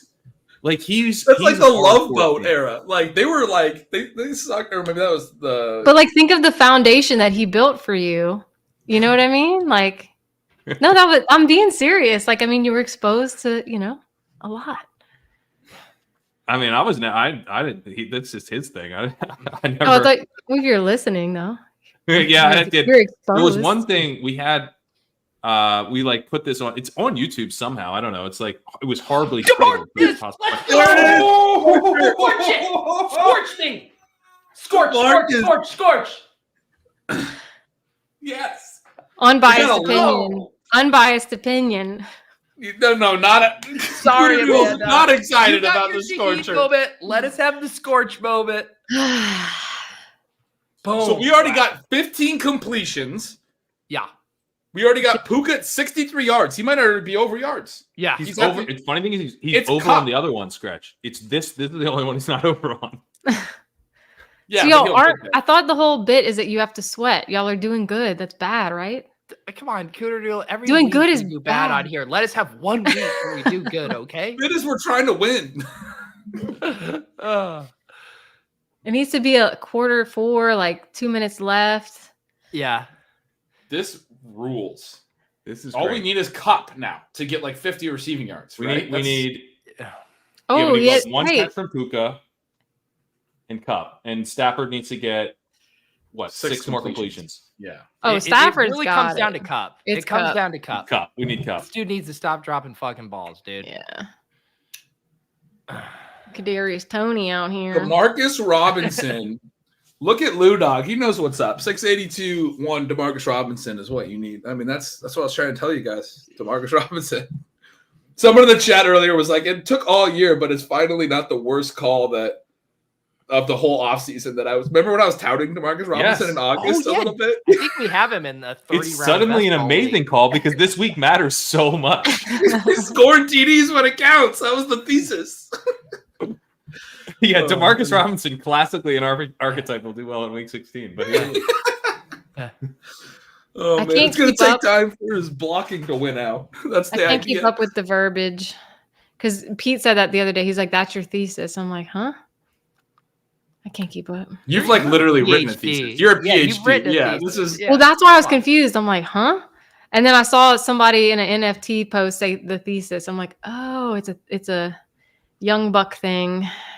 Oh, come on. It's what the bros are doing. Get out of here. Did you write a thesis for your PhD? A dissertation. What was the topic of your dissertation? Maybe we start saying that. That was the dissertation of the play. Yeah. Don't ask me what the difference between a thesis and a dissertation is. I think it's just one's thicker. I think one you have to present a dissertation. Oh my God, another team. Oh, that was almost it. They went deep to Shaheed. He almost had it. I mean, he had one-on-one there. There's only 15 seconds in the half, but he had one-on-one coverage. He could have done it. Imagine. I think Derek Carr did that for me. I want to know what your dissertation was about. What did you write about? I'm gonna let you go full screen here. Maybe you could just read it all to us. Yeah. I have the book over there somewhere. Actually, where? Oh, I do have the book on the ground. It was compensatory strategies in an individual with language disorders over a 10-year period. Pocock analysis. Our views are skyrocketing. I say we let her cook, boys. It's about this thick. Wow, what you wrote was that thick, or was it like a book report on something else? I have to get a beer. Hold on, watch this. I'm gonna also go get my my hole-in-one ball because I got a hole-in-one in 2012 and no one's talking about it. So hold on one second. Where does she say Pocock analysis? That was a made-up word. That's not a thing. Yeah, she's hoarding her knowledge over us. Pocock analysis. Gretch, I don't know if you're gonna like what your search results pull up there, buddy. The Pocock boundary gives a p-value threshold. All right, hold on. Got the goods. Josh Allen is daddy. There we go. Josh Allen is daddy. You just went full carrot top on it, just coming out with all the props. Dissertation. Is that like size 28 font? Hole in one ball. 625, 2012. Hole number 16, 95 yards with the 9-iron. If I was lying about having a hole in one, that's the exact prop and thing. Stop! I'm not lying. I'm just saying that's it's what real. It's real. Any way to verify this on the blockchain? No, not at all. Have you thought about turning that ball into an NFT? No. One of one? Are those still real? I don't know. Do they still exist? I hope so. I got a lot of them. Pete, it's halftime. We gotta fire up some. Are we gonna have anything in the lobby tonight? Oh, that's a good question. I think so. Okay, let's see. It's a close game. Okay, we got some stuff. Yes, Cooterdoodle, we need your expert insight. Yep. I'm so ready. On the, I don't know what's happening. We're gonna build some second half ones here, but we need your insight on the vibes of the Saints right now. Right. All right. So they're right now. They're talking with the coach. Yeah. Okay. You can see their current stat there next to the blue dot, and we want to know, are they going to go higher or lower than that's their end line. Is Derek Carr going to go from 163 over 300? I kind of think he might. They're going to have to throw. They're trailing. Do we think it's weird that Kamara only has 3 receiving yards right now? I do actually. Yeah, that seems like a higher to me. I like that over. Yeah. Yeah. Oh wait, Olave's got 74 for 110. Olave could go higher. Yeah. Rashid Shaheed over 4.5. He just got to catch 2 more balls. Are we just ripping it in on a Derek Carr quadruple? Yeah. Oh no, maybe we don't want to put all our eggs in one car. I don't think Kamara necessarily makes sense. They've been attacking pretty vertically so far. But maybe. I mean, do you think they're going to be running a bunch of screen? Yeah, maybe they will. I like the Shaheed call. He seemed to be getting involved. Although he only has 3 catches, I feel like he has 6. So, I mean, he's not as active in stat sheet. So the Cooper Cup projection is having us not hit our pick 'em. They have him at 55.5. Yeah, it makes sense. Only got 28. Keeps dropping everything. Yeah. What do you? Yeah, Kyren. They're only giving us receiving yards for Kyren. Nothing on the rushing front.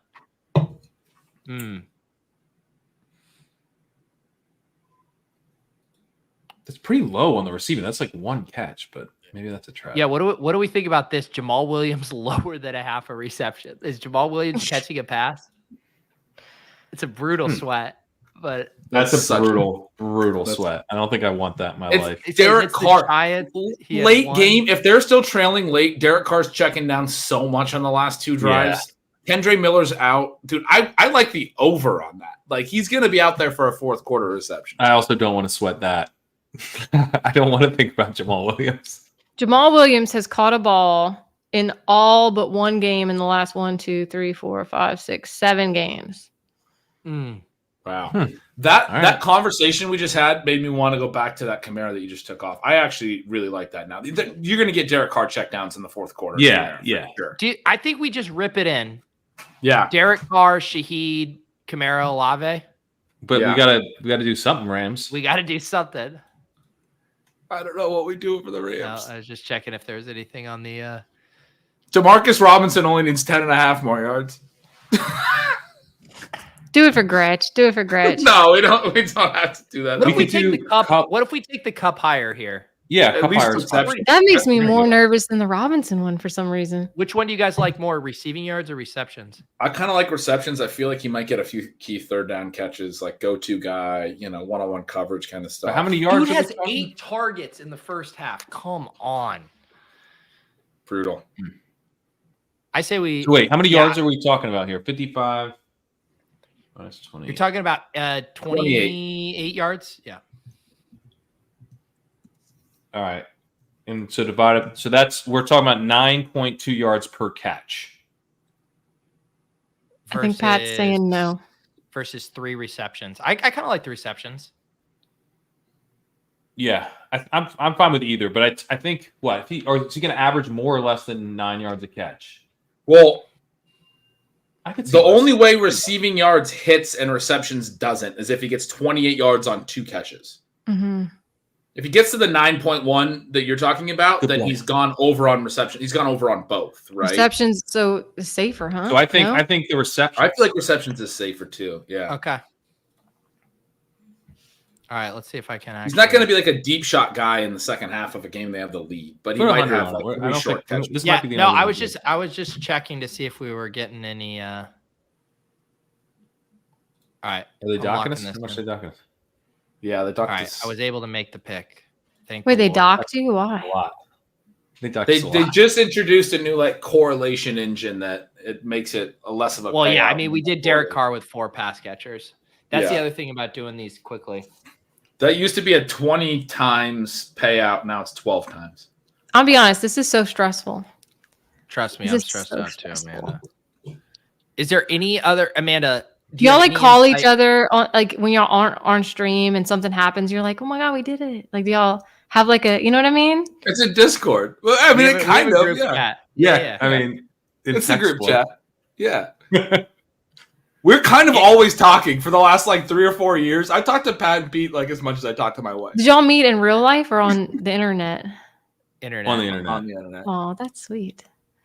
Amanda. No, I mean that no genuinely. I mean stories that. right now. We need to focus on some pickups. All right, sorry. I just think it's adorable and cute that y'all are BFFs. Is there anything else we Taysom like Hill here? is gonna catch a ball. The No, I chat don't know. is Ooh, crazy. I for love Thursday. that. Taysom Hill Yeah. catching a ball. We gotta put that in. I love that. That's beautiful. I think for the vibes we got to do Demarcus. I would What were agree. they giving us on Do it AT for Perry Gretch. there? That was interesting. I mean, he's scorching right now. AT Perry, they need to scorch that for me to want to take Is it. he running routes? I don't think he's playing. He's That could got to be be. He's been in the Michael Thomas role, hasn't he? But dude, he doesn't draw volume. Like he's not a big Dude, getting open kind of guy. You guys want to just alpha play this? No, we got to get one more in here. We got to get one Get more. Kamara in there again. Kamara's catching balls in the second half, right? You want to do a little cheeky here, just a 3-legger with Taysom, Demarcus, and Kamara? Yeah, I like it. No correlation, Doc. We get 600. Yeah, let's do it. That's All right, a there you beauty. go. There's a little 6x right there. I like it. Yeah. What's You know what story this tells? Has Taysom Hill done anything tonight? Is he healthy, Amanda? That's no one ball. Yeah, he's definitely healthy. We spoke earlier. Has he touched the ball tonight? I don't think so. I don't know. I don't know. Let me check sleeper. Yeah, let me see what sleeper says. Check sleeper. Hey, he had 1 carry for 3 yards. Okay. He's heating up. Dude, just Saints fans, do they love Taysom Hill? Because he's another like polarizing character in the fantasy space. We were a little frustrated with him, with the way that Sean Payton just had like a vice grip on him, you know? It was weird. Now it's not so bad. I think we all like it now. We like anything that'll help get a first down. Yeah. But it was painful in the past. Yeah. Big contract for Taysom. Yeah. what I is the- personally like him. Yeah. I just think we didn't utilize him in the right ways. Like I think every time he comes out, everyone's like, "Oh, he's gonna do this." You know what he's gonna do. I feel like they never find the happy medium between like not using him at all or like we're gonna build the entire plane out of this. That's dude. what I'm saying. They have to have a few plays where he just takes the mouthpiece, lets it hang. You know, nobody knows what's gonna happen. They always know it's going to him. When he's I will say though, pleasantly surprised with Jimmy Graham. I've had some. That's been some fun feelings this year. Jimmy Graham. Proper prizes in the splits here. Kamara is 5 of 6 and going over 21.5 receiving yards in the second half when losing. Ooh. Wow. That's, So that's I mean, good. that Because was what did y'all made say? out. 25 or something? Yeah. Mhm. You guys want to do one more with Kamara here? Now that we know Yeah. that it's a gold star lock. Now that we got that, let's do it. Yeah. All right. What do we want to build around Kamara? I kind of want to do another one without Carr involved with Kamara. I like it. Yeah. I mean, Shaheed is the talk of the town. I mean, if we have Amanda on and Shaheed scores, Well, I'm leaving soon, touchdown, but I want everyone Yeah. to think of me if he scores again. let's get a different Rams guy. So we've done a Demarcus, we've done a Cup. Higby wanna doesn't just do a feel Puka? I do terrible. the Kyren like 6 yards. He's not going to. They're winning. Oh, Yeah. Fair enough. His receiving stuff has actually been pretty bad lately. Yeah. You want to just do Puka? We haven't done a Puka. I mean, 7-3-8-3, 25. He's balling.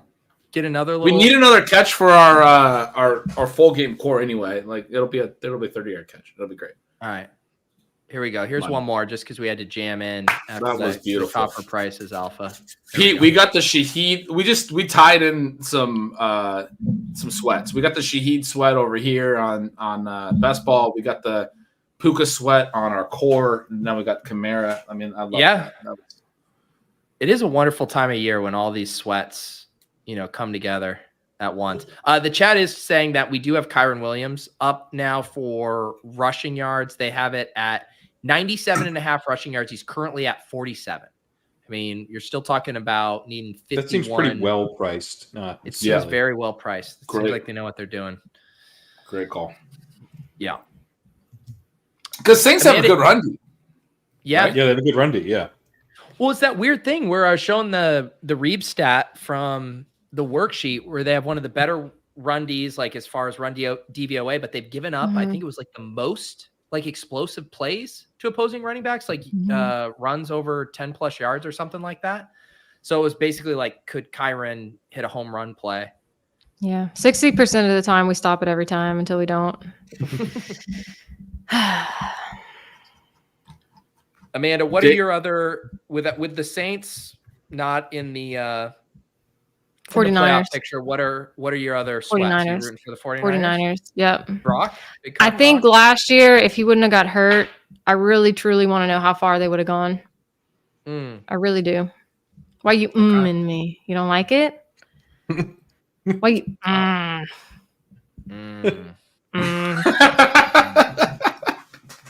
Well, it's just kind of chalky, Cooterdoodle. If I'm being What? honest, everyone thinks the Niners are going to What? win the Super But it's- Bowl. It's not that adventurous.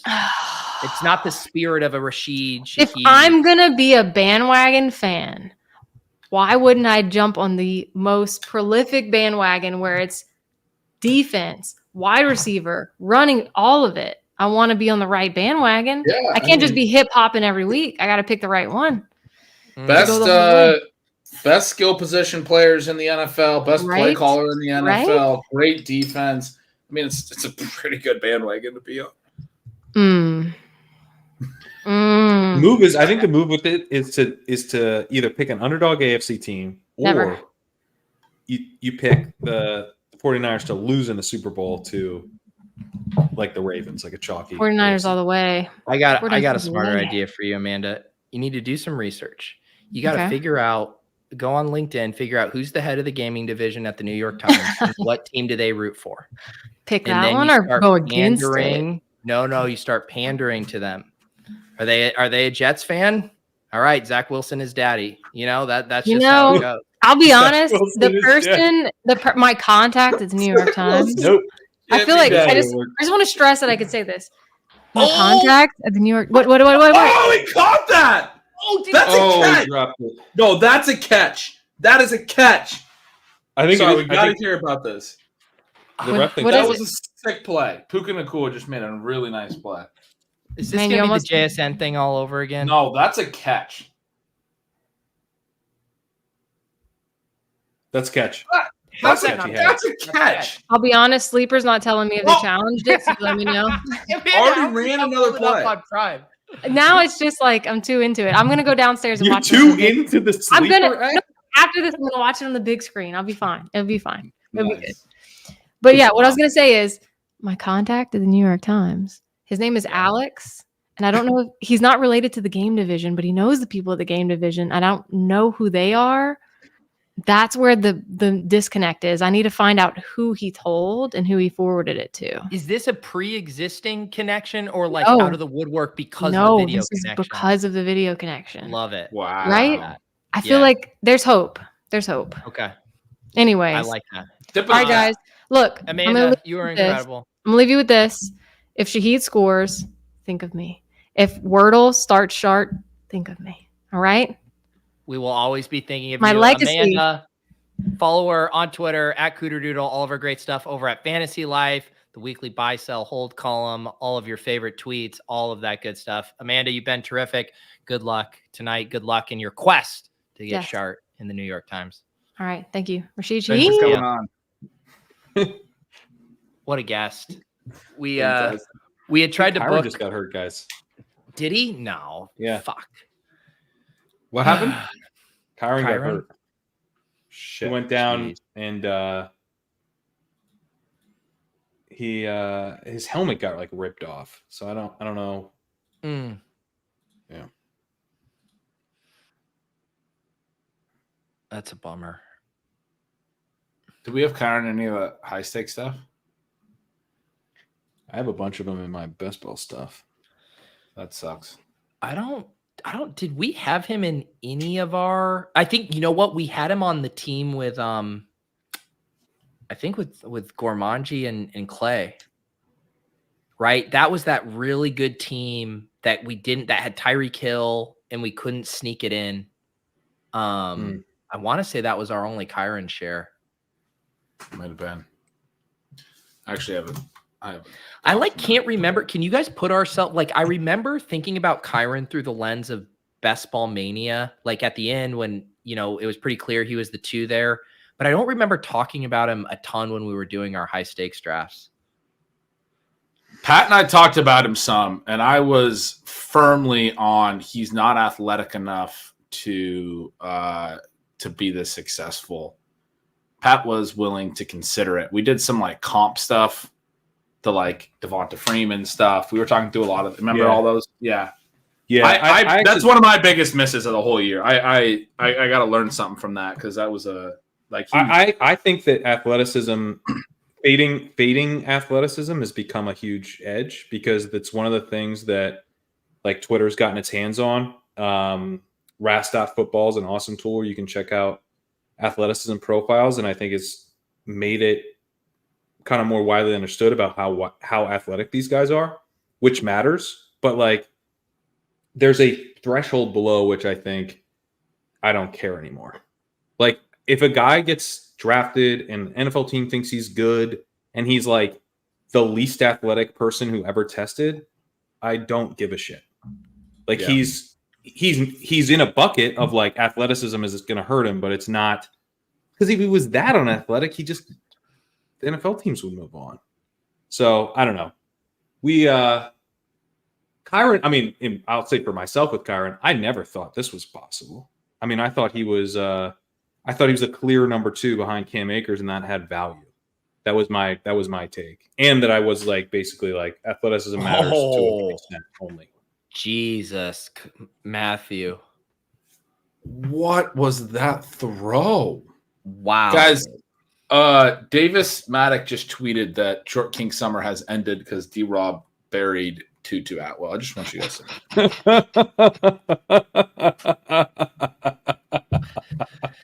know. No. Davis capitulating on Short King Summer on December 21st is amazing. Flash forward to the weekend and Greg Dortch will have a touchdown. It'll be Short King Summer's back, bitches. Yeah. All right, Kyren's back in. We're good. Nice. That was quick. Come on, Cup. Or who is that? Nacua? That's Puka. All numbers look the same. But the Kyren thing is nuts that they were willing to ride him this much. That's, I don't know. McVay's a maniac. Yeah. I think that's the thing, right? Where you just never know, like, where are they going to fall? Like because you'll get a guy like Craig Reynolds, right? Who like will get a spot start, but he's just so unathletic, so uninspiring that he's going to do nothing with it. And I was with Gretch too. If like you look at Kyren Williams, you're like, yeah, I could see him getting a start. I could see him getting 15 carries, but like, what the fuck is he going to do with them? I didn't even know if he really could get productive. 15 carries. He was He's already productive back in in. college. He's already back in. Right, Cup. Go, buddy. Cup.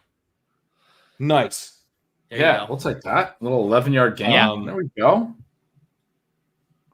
Kyren Williams was really productive in college. And I think that's the part when I say like the fading athleticism, I don't mean just like blindly, but like if a dude was really productive and a team's into him and he's going to get opportunity, then and everyone's like, he's not athletic, so I don't care. Like I care. In the same way that like the only thing I know about a guy is that he's athletic. I mean, that's Pacheco, right? Pacheco wasn't productive. He was a 7th round pick, but the team cared about him. He was athletic. So you're like, all right, well, I think with some of these later shots, you just take the positive data point, and if the market doesn't care about it, you bet on it. Yeah. I will say, I mean, someone said Kyren's an anomaly in the chat. I think to some degree, yes, but to some degree, a lot of these players are anomalies. We're working with very small samples. Anomalies is the whole fucking point. It is the whole point. We're looking for anomalies. It's 18th round. Yep. I completely agree. I've written it as we're looking for outliers. We're totally looking for these types of things. I do think to the anomaly point that Sean McVay's running back usage is a little bit on the like anomaly scale, though. Like for sure. How heavily they use stuff in the green zone. And that's something we did talk about. And I still was like, but Kyren Williams isn't going to be the guy that can handle it. Like, it's just like that's too much certainty. Then that's the thing that I want to learn from this, and like the mistake that I think I made. Because like my temptation would be to be like, oh well, Sean McVay loves using a bell cow back, but when Kyren was out, he was splitting it down the middle with Darrell Henderson and Freeman, right? Like that was a true back deal. Yeah, it's if a guy's good enough is really what it comes down to. Yeah. A lot of these coaches are like that. Yeah. McVay will really lean into it with the bell cow, but he also goes really heavy with running back touches in the green zone, both rushes at a high rate and like uses them in the pass game a little bit, and they'll catch some TDs occasionally. All his running backs always score a lot of touchdowns. What was that Stafford? Throw, Matthew? I was watching Higbee break back in on that route, and I was like, give me the double scorcher. And then the third thing about his system that's so fantastic is the light box stuff. People have talked about it a ton with Kyren this year. I remember writing about it with Gurley. I've given this stat before. Gurley's first, I think, breakout year. I think it was his first breakout year. I don't know exactly what year it is. But of all the backs that had X amount of carries, it's like 200 carries. And there was a decent number of backs, but not a ton. It was like all the high volume backs. Gurley ran against light boxes like 75% of his carries. None of them went over 50%. None of the other ones. He had like a full quarter of his carries higher, 25 percentage points of his carries higher against light boxes, even though he was like a top 10 pick and like a superstar running back. Whatever it is about the McVay system, it gets defenses into light boxes. It's still happening with Kyren, and it's something that helps their rushing efficiency a ton.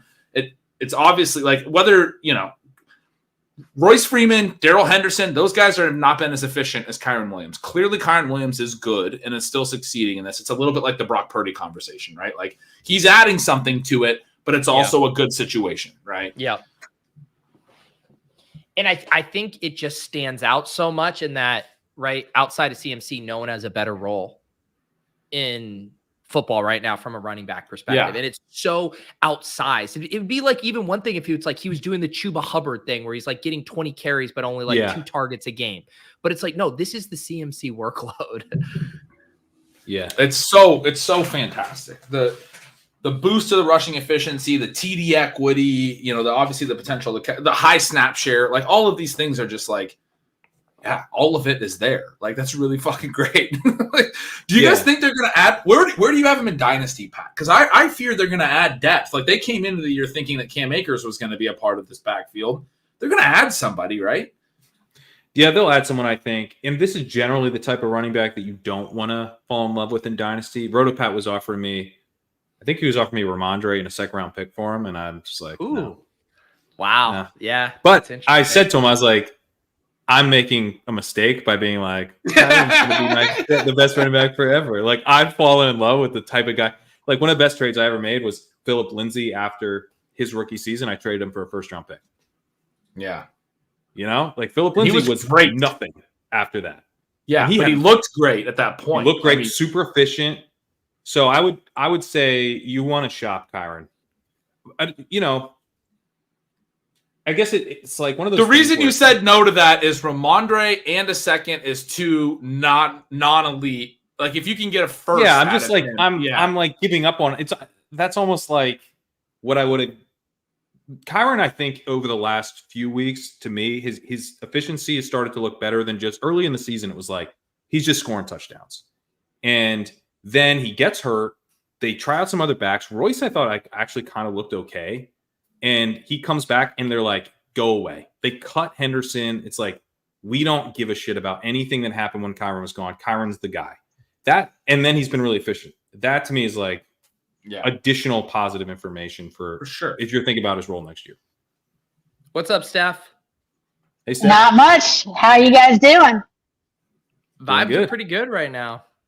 I'm glad that Kyren's back in, but I don't think we do have him on any of our high stakes that are still in it. Live. Yeah. We had him on this. I just checked through my spreadsheet. Pete was right. Slow Bros was the one that we had. Yeah. That was the only one. And that team barely missed. It was a sick team. I still think about that team because I remember when we drafted that one too. Like we got the Tyreek Hill Pollard start and we're like, let's go. Brees, Pollard, and Kyren? Like that should have been man. With Tyreek? You fucking kidding me?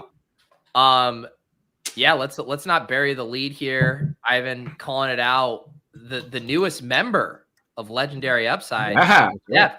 Pat was not going to let you enter free agency. He was going to sign you right away. Hey, I would have chosen Pat anyways, even if I did enter free agency. There you go. Well, congratulations. Let the people know what you're going to be doing in case they missed it. Yeah, so I'm going to be heading over to work with Pat on Legendary Upside. I'm going to bring my waiver column with me and hopefully do a few other things we were kind of discussing that might be in the works. So got some good things coming next year. Stuff. Yeah. Are you guys going to launch a Dynamics waiver wire tool where you input your team and then it spits out the optimal players to pick up? Let's talk to Phil. We might. I am not a computer engineer, so I'm not building any kind of tools. Since you're describing doing waivers twice, but if there's a way to help people with, we'll do it. Yeah. Well, that is awesome. We're very stoked for you. Well deserved. You crushed it this year with your waiver write-ups, and also really appreciate you recapping our teams for the people too, because we've always we draft these teams, people see them, and then for better or worse, sometimes we forget to showcase them or keep people updated. So having you do those weekly updates was awesome. And it's fun to stay involved. It kind of keeps the sweat going. It keeps everybody into what's going on, and it's fun to kind of write up, think of little blurbs and fun things to say, which, comes out to a lot of inside jokes that people that aren't in our community might not always get, but it's never stopped us. I ride the bits as much as we can. So there you go. Riding the bits. Put it on our tombstone, Steph. How's this week been going on the whole? I feel like we had a pretty good week, considering we had some deficits we were trying to crawl out of, as in not having a quarterback on one of our teams in FFPC this week. Well, I hate to break the news that you're not going to have a quarterback on that team this week either. Yeah. And it's, who taught that? 30. Foster Moreau. Somebody big, but no, wrong tight end. All right. Yeah, sorry. Keep talking about our teams this week here. Yeah, so that team unfortunately has no quarterbacks, but maybe it could score 200 points again without a quarterback and stay with it, because Stroud will be back hopefully the next week. I don't see a 3-week concussion. The ship chasing Minisodes team is thinking like 66th place, something like that. It's another top 100. And that team is looking really strong. So those are great. My team is in 150 something place, so it is in the mix. If I had started Addison, Gretch was right after all last week. Oh, that's funny because Kobe had the touchdown on Thursday night, but then Addison had the big game. That's right. Well, yeah. So Warren is who or actually Devonta Smith is who we should have said. But fair. Come on, Kamara. Come on, Kamara. Let's get that.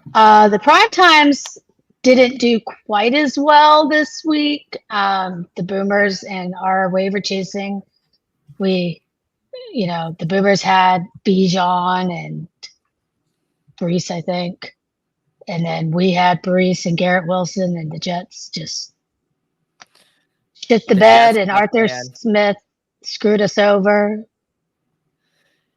But the Jet stuff is such a roller coaster, like week 14, like the Brees and Garrett Wilson stuff getting there, and you're like, let's fucking go. And then you just know, God, it can crater so quickly. That was a bad pass. That's bad. They got us in, though. Well, we got to get a lot more Rams passing. Wow. We need some Cooper Cup. Then you got Shark. Shark jumping is in first place. Yeah. So the team, I'll pull this one up. Our high stakes team with Leone, the 2,500. I mean, we just had ridiculous, almost the perfect outcome you could have for a week. I was doing my cooking class with my daughter that I was mentioning, and that I mentioned on last week's show. I went to it in the morning on Saturday morning before the Vikings game. You flagged Ty Chandler or somebody, and I kind of leaned toward Kenneth Walker, the other guy. Yeah, Kenneth Walker. I kind of leaned toward Kenneth Walker, and then I was checking the scores like halfway through this cooking class and saw that Ty Chandler scored an early touchdown. And I'm like, oh man, I said the wrong name. I'm sure they put Kenneth Walker, and no one really replied. I go back and look at the chat, and like 5 minutes before it locked, Pete was like, hey, are we going with Ty Chandler? I'm just going to put Ty Chandler in. Like, it's if no one else responds last minute, I'm going to put Ty Chandler and just nailed it. We had Chandler, Gibbs, McCaffrey. That's like the best three running backs you could have started last week. To be fair, Walker. I put. Yeah, I put Chandler. This is what happened. He didn't do Ty Chandler. No, so the decision was Steph flagged that we had this decision before, and that's right. I saw that later.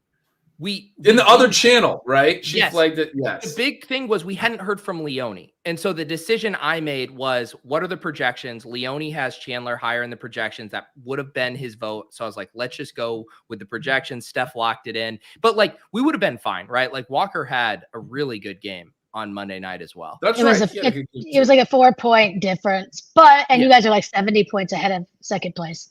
So it wouldn't have mattered, but it's still nice to have picked the right one.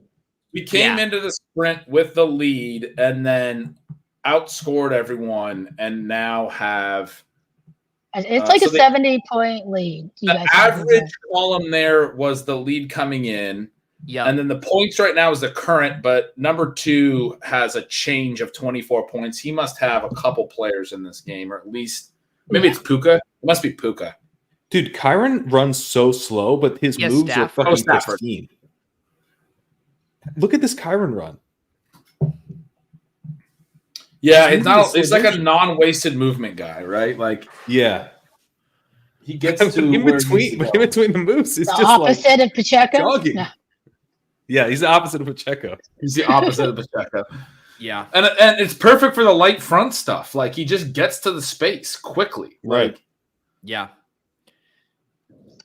He's such a good fit for this offense. Like, I mean, there are some players who transcend offenses. There are some that sometimes just fit really, really well and they look amazing. And I would say Kyren's the latter, but it's still like, it's cool. No, like, Kyren is the latter. He definitely is the latter. It's cool to see his skill set though, or a player's skill set so perfectly spotlighted, right? And they look awesome. Like, that's fun. Like, that's cool. Yes. Yeah. Is it Kyren or is it McVay?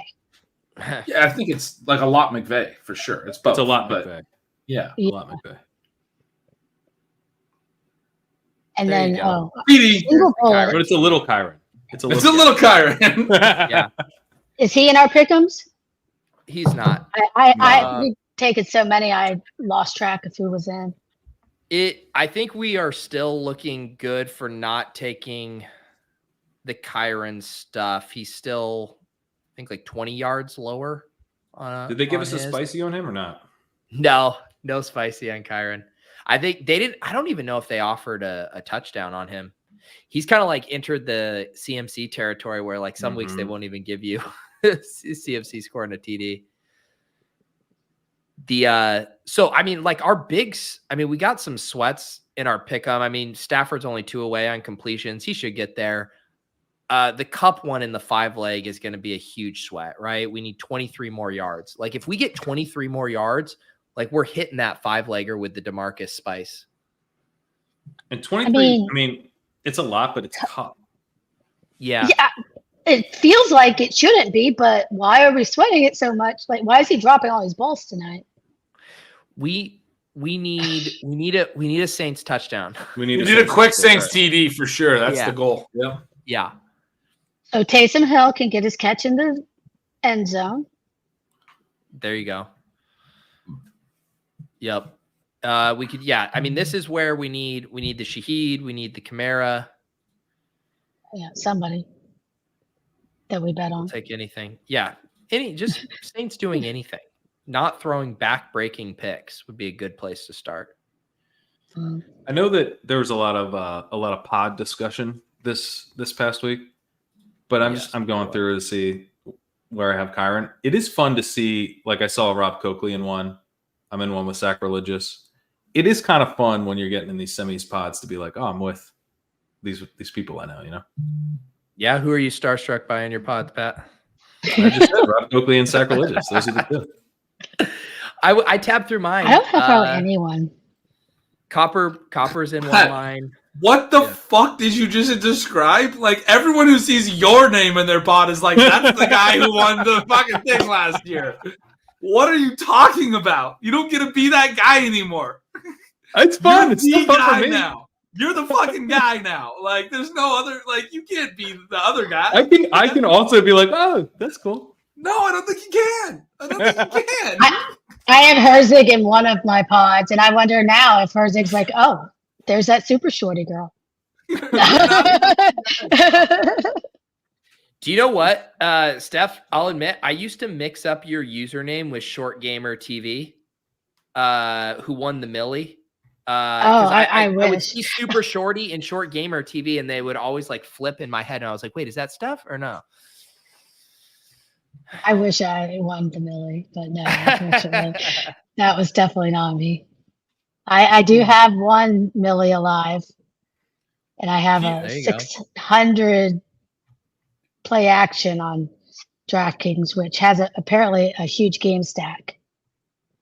Pete, I just checked our. I do have Kyren on that one. Our own percentages that you sent me, and Rashid Shaheed's somehow on 3 different teams in our pod. Not just I know ours, but that blew others. my mind. I was like, how does that happen? Man, He's the same in that.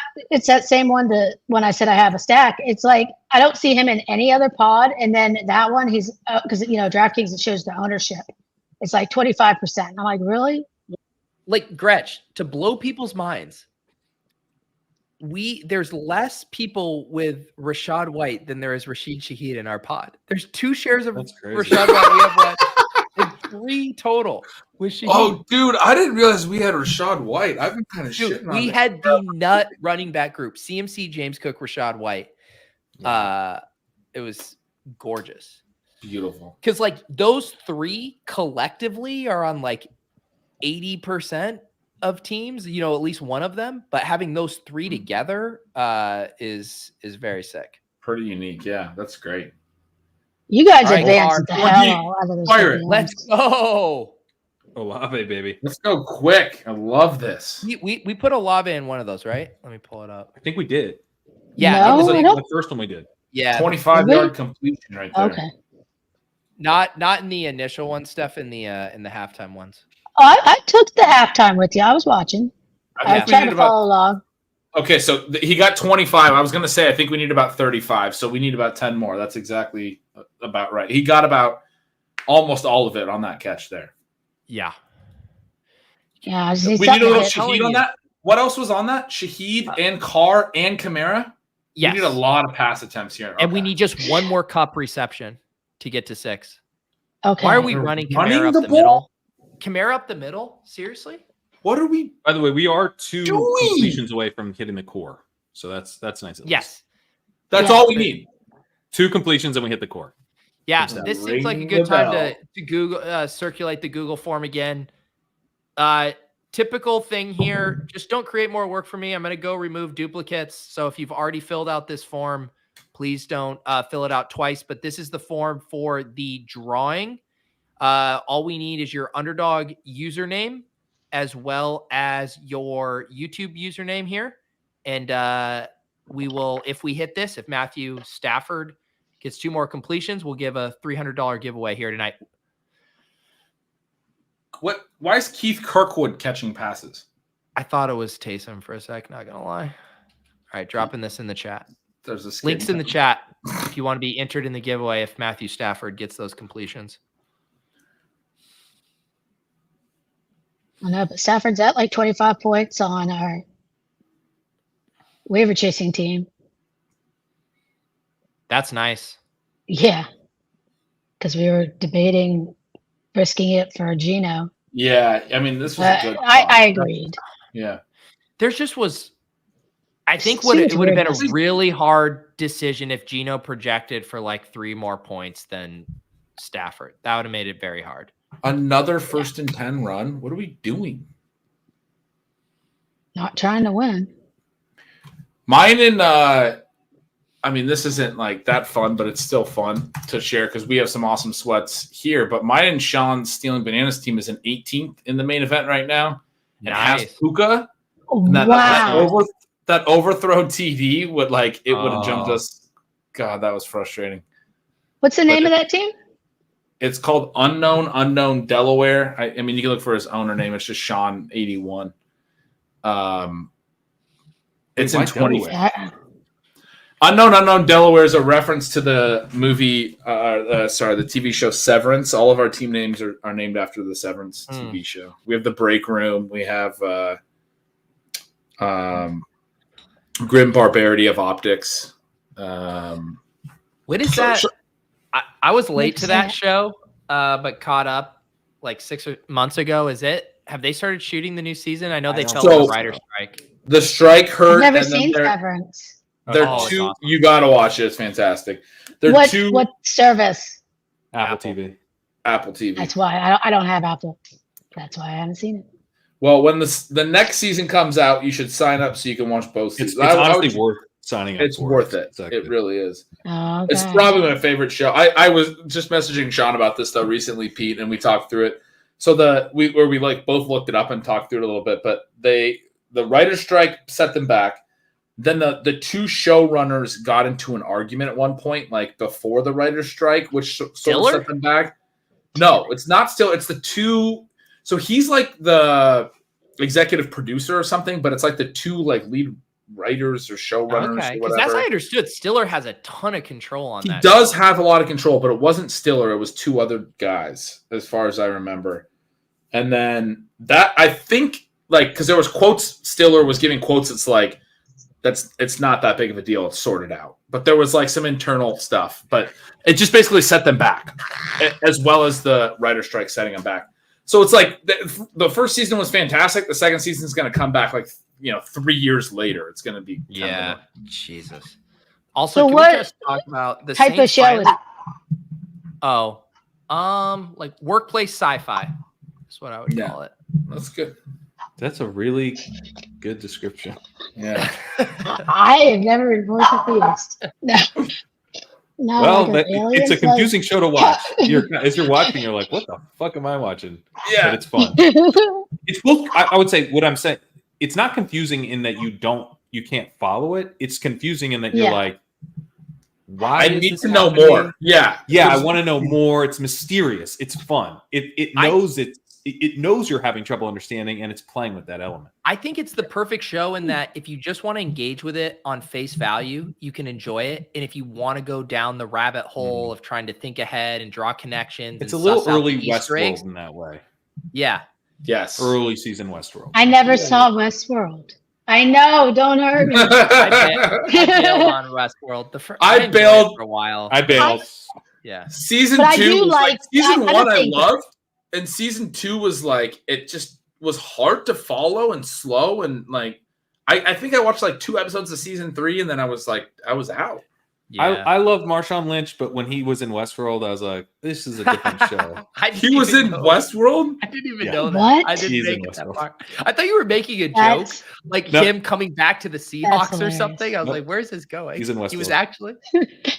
Speaking That's of when I was him, like, this feels like it changed too much. Pat, did you ever watch Brooklyn Nine-Nine? I remember we talked about this. No, I Season- still haven't watched Brooklyn Nine-Nine. You gotta watch. Hey, I watched started, like- Barbarian. I didn't- Remember that movie that Pete recommended like a year ago? I don't remember. Yeah, that movie's awesome. That movie's fucking Barbarian? awesome. Okay, I Yeah. gotta put that down. Barbarian. Barbarian is a great movie. I have seen Brooklyn Nine-Nine. It's all right. Oh no. No, it's fantastic. It's elite, top notch. The first couple seasons are slow. I would I say like some script. jump in in like season 3, season 4, and then if you want to go back to the early seasons, you can. But like, it's not like something you need to like see the early seasons. No, I have to Did you- watch things all the way through. You got to binge it. I'm a completist. I'm a completist. Oh, but you got to be willing to pull the hook on shows that are. You got to balance Our on flag. that. Yeah, no, I will stop watching a show if it's no good. Yeah. After, I'll give it enough time. I usually give things a season because I don't mind a slow burn. Yeah. You know, some of them take Are a any of little you guys while to get watching? into. Are any of you guys watching The Curse? Nathan Fielder, Emma Stone show. I saw you write about Yeah. that in your newsletter, right? Yeah, I'm obsessed with it. It keeps getting better each week. Yeah, that's what it was. It was early going, and I was like, I'll wait till it gets further along Yeah. before I get hooked, because you sounded like you're like All right. waiting for the I'm next show. I'm I don't into like waiting. I was waiting for the shoe to drop on it because I was like, this could be one of those things where, like, I didn't enjoy where the rehearsal ended up. And I was like, is Nathan Fielder going to get bored and go super weird and all this stuff? And the show actually got more focused up into where it's at. And I am fucking dialed in. It is really good. Yeah. Actually, kind of. I'm gonna watch it. I'm gonna wait Yeah. till. The way Is that that you your stay Apple dialed TV? in, when I get like that on shows, I want to be able to watch the whole season and just binge it through. So Yeah, you I can just wait. started Beef because I saw that it got Grammy. Oh, noms that and show's people were awesome. I'm The like, Beef. I'm like, no. I heard that's not the pretty bear, good. not the bear. The bear. The Oh, bear is not the awesome. bear. Oh, beef. Beef on Beef is Netflix. what's for dinner. I Yeah, did the I same saw thing. it. Pat. Okay. Oh, I Beef's watched okay. the The first bear's 2 amazing. episodes of that. I got to come back to Beef. Should I finish that? I I'm enjoyed like the first getting two. to the Yeah. last couple Beef's episodes, fine. but I've pretty much I binged haven't it. seen Like it. I've watched Beef it. is- It hooks you, Pete. Beef is an off-season show. I think you Yeah. want don't sacrifice in-season time on beef. Sure. Do sacrifice it on the bear. This season of Fargo, White Lancer put in. This season of Fargo is awesome. I've heard it's really good. Yeah, I haven't got Okay, I apparently need to start watching more TV because Yeah, you do. I mean, well, during season I never have time. But well, I thought I've watched all the shows like that were like the cool shows, but I guess not. I think I have the wrong. I only have like Netflix and Max and Mm. Yeah. All right. I mean, Max has got some. I mean, like I was catching up on a lot of those. Well, okay, so I started Succession and I can't really get into it. I'm trying. That's one that like I Oh, watched So good. half of the first season, but it kind of got slow on me. But should I really try to push through Yeah, I would. I- push the through. rest? I What does it remember- pick up a little bit? I remember people having trouble getting into Succession like through 3 or 4 episodes. But like I think if That's you get about through where 6 I'm and at. 7, I would push through Okay. for 2 to 3 more. It So, is Steph- so worth it. It's a phenomenal show. To me, the thing that made Succession click for me was it's a comedy. Oh Now, yeah. is it a comedy ultimately? That's up for debate. But to get into it, treating it like it's a comedy, Oh, yeah. I think really helps you get over the hump. You're hate watching on some degree. My wife couldn't watch it. She's like, none of these are redeeming characters, and I hate all of them, and I don't like watching shows where everyone makes me sad. And I was like, you know what?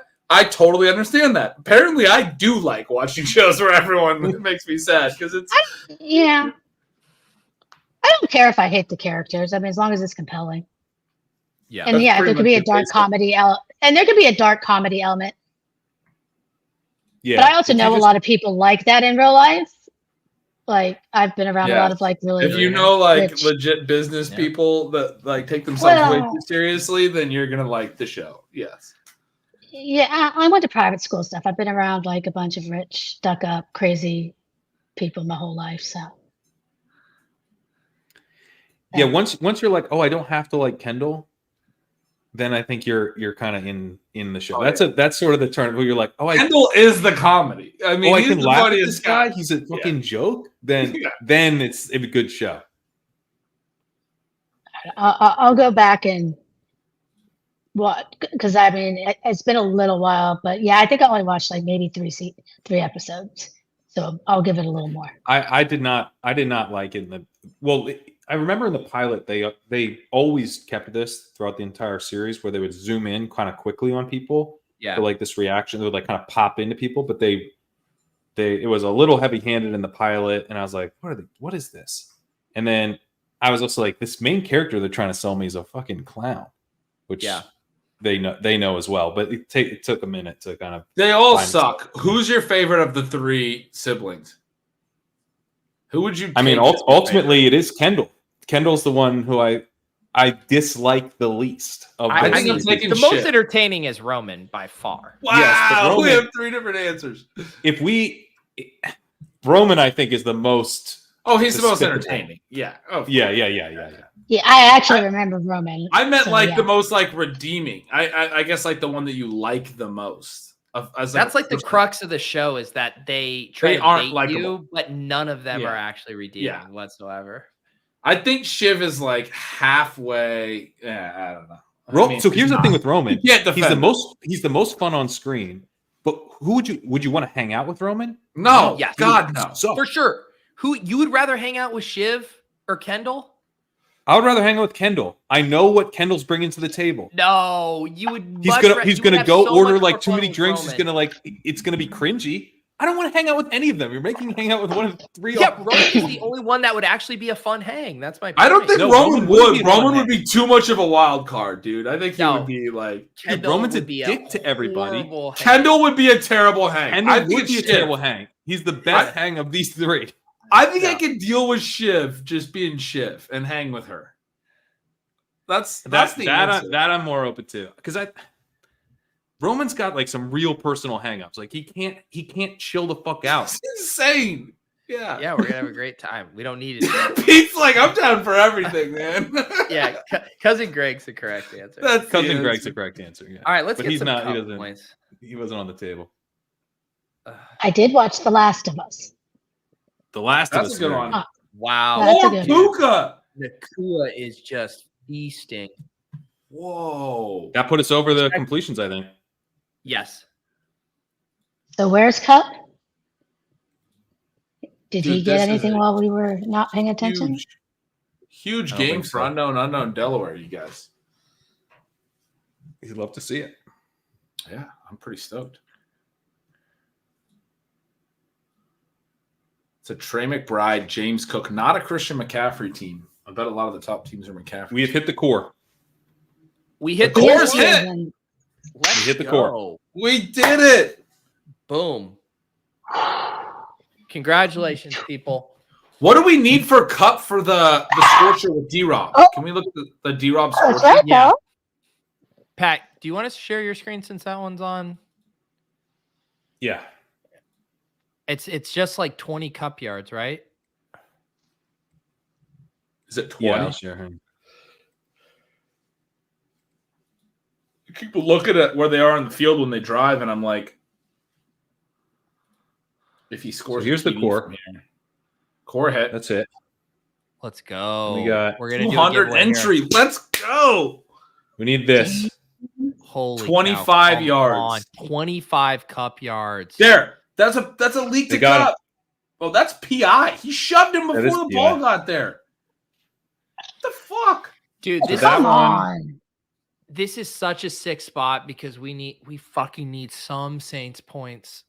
Ugh. Yeah, it's gross. That cup with we got the scorcher and all we need is cup. Yeah. I also threw this one. Do you threw this in the Discord, Pete? The one with Kyren. Oh, the Kyren one. I Yeah. might have forgotten.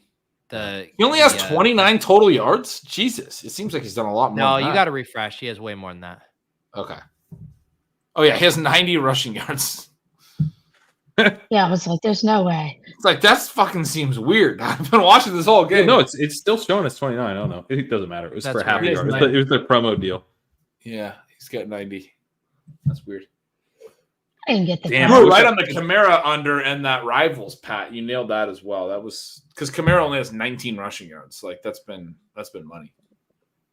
Yeah, it was a little scary because they might have just been stubborn, but And it's the script's been great for it. The last 4 games he had gone over that, but like this was a good spot to. I mean, I was with you on the Rams winning, and I took that at stealing lines. They're going to cover the -4 for us here.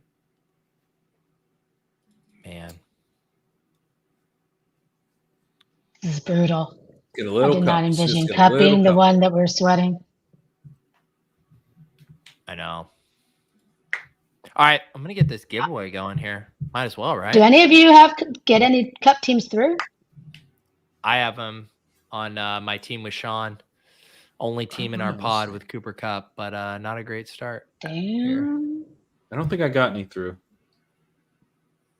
I have a super flex that has him. I can't remember if I got him through or not.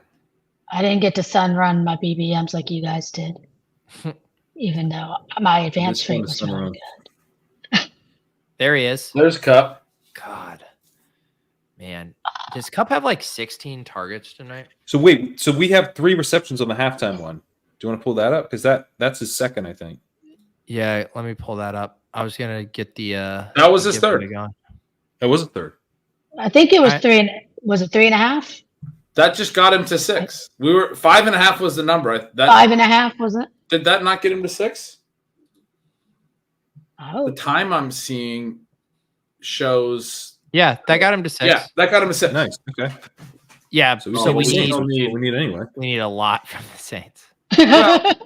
They're gonna throw. I mean, there's 13 Yeah. minutes left. They could get if they get 100 passing yards. Like, so Kamara looks like a lot, but it's 20 or so because he's only at You know, 3. just That's keep- why he's at the bottom of that. running him up the middle. We need Kamara to get about 20, Shaheed to get about 20, Olave to get about 10, and Carr to get 100. So it's got to go to those guys. That's a tough needle to thread, but it's not impossible. Not impossible. We just need like an actual drive A to lot. be sustained. Right. All right, I'm gonna get this giveaway Yeah. cooking here. No, Samuel, you're right. Like, will Derek Carr get a single first down? It's a fair question. It's a very fair question. Mm. I'm gonna grab another. We didn't beer. take Derek Carr first down. We did not. Oh, I forgot to talk about we have our single bullet teams in 7th. Is it? Nice. Yeah. Who's on that one again?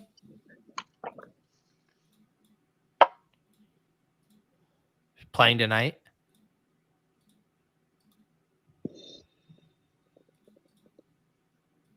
Who's on the single bullet?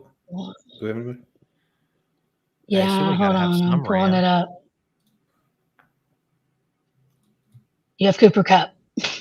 Okay. Man. Cup. All right. I haven't looked if it's 7th place currently, but it was before the start of the games. All right, before we do this giveaway, what are we at? We are at 78 likes, and we have 278 people watching and 78 likes. Yeah, I'm not unleashing this giveaway until we at least clear 100 likes. Thank you, Tyler. Yeah, if we're giving you guys money, you need to like it. Damn straight. Damn straight.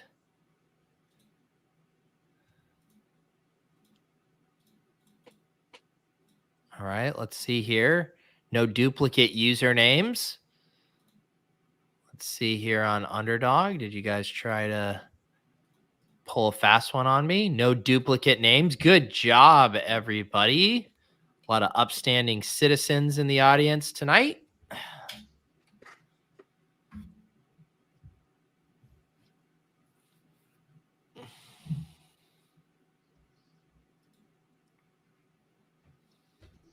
All right, there we go. Thank you, Tyler. Getting those likes doubled. All right. Should we do this giveaway here before the Saints drive? Let's do it. We got 300 big ones to give away tonight. Hit the Did we already hit 100 likes? I was listening to you. Did it go that quick? I just refreshed. It was at 150 likes. So Tyler rallied the troops here. That was well played. Thanks, Tyler. Yeah. How many shuffles? How many shuffles do you guys want here on the? Let me remove. I think 22 for Rashid. 22. 22 shuffles. All right. 1, 2, 3, 4, 5, 6, 7, 8, 9, 10, 11, 12, 13, 14, 15, 16, 17, 18, 19, 20, 21, 22 spin. Winner will get $300 dropped in their Underdog account. All of these are Underdog usernames. Good luck, good luck, good luck, good luck, good luck, good luck to all of you. Jimmercans.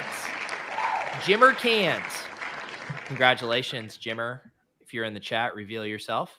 Otherwise, you'll have 300 big ones dropped into your account. Alvin Kamara checkdowns. We love to see it.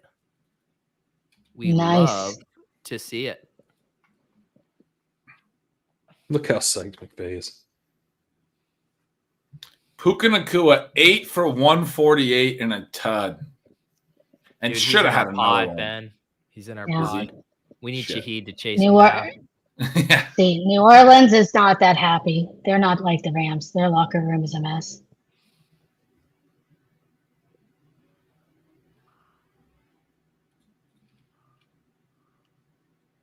More?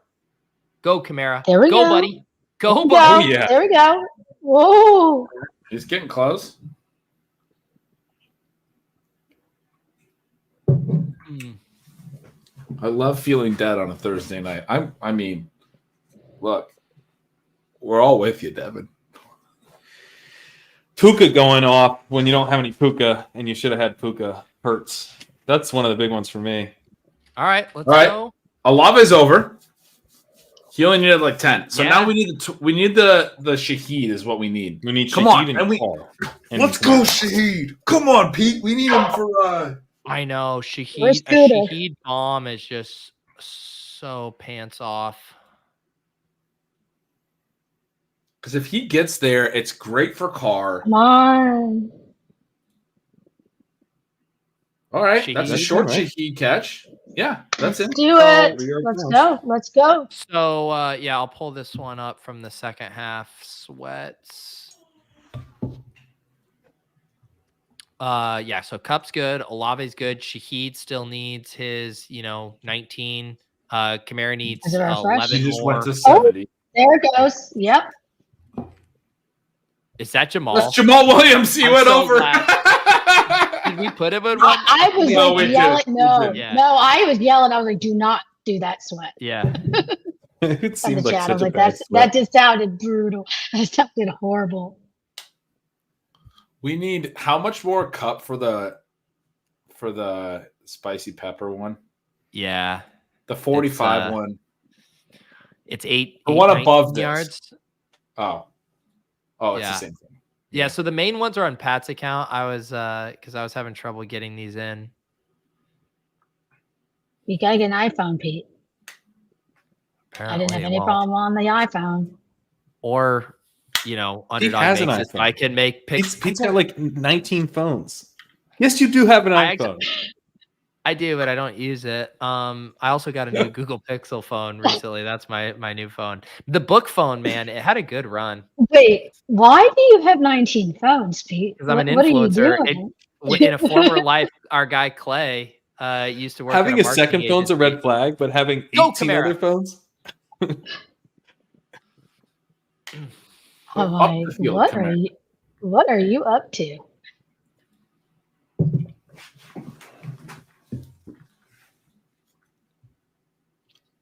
The Taysom Hill This one. Puka Michael Clayton is a deep cut. I don't think he is. Yeah, the Taysom Hill, maybe if it was like a Russian, it would have made more sense. But has he even done anything tonight? Taysom? I think Cooterdoodle said he had a carry on Sleeper. That's the only sighting we've seen of him. I don't think she knew. She didn't sound very confident. No. He ran on an early 3rd and 1 for a couple yards. He did. Yeah, like it's he ran, yeah. Because Nope, he was out last week, right? Yeah. Come on. There we go. Juwan. Damn. Oh, now Juwan. We have to something, get a not when I touchdown played here. Yeah.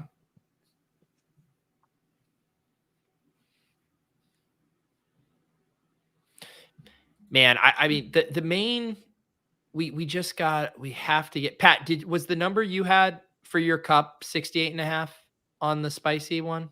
Let me check. Where he's at 52 right now. I'm just making sure you have the same number I'm seeing on mine.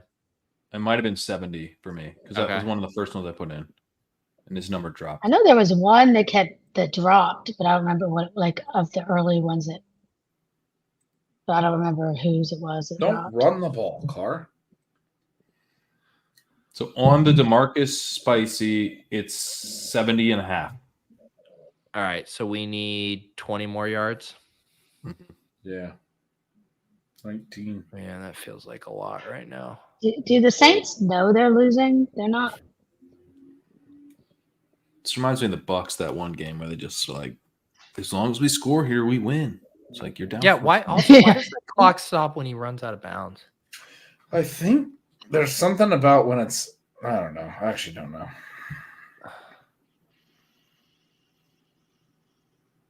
Shaheed drag wrap. There we go. There we go. Get out of bounds. Oh, that's Kamara. That's okay. We still need Kamara, right? Yeah. Yeah. Are we over the Kamara now? No, that's going to put him up to like 18. We need 25. Okay. Yeah, what is this? This huddling is absurd. This is a white flag drive. They're down 23. Yeah. And they're like, we can't actually get there. Let's just not be embarrassed. Let's score. Doesn't matter how much time. But it's embarrassing. Like it is embarrassing. It's deeply embarrassing. Gretch. That's what I want at this point. Shaheed. All right. We'll take it. Oh. We needed that touchdown. Would have been good. One of the 4 guys. But fair enough.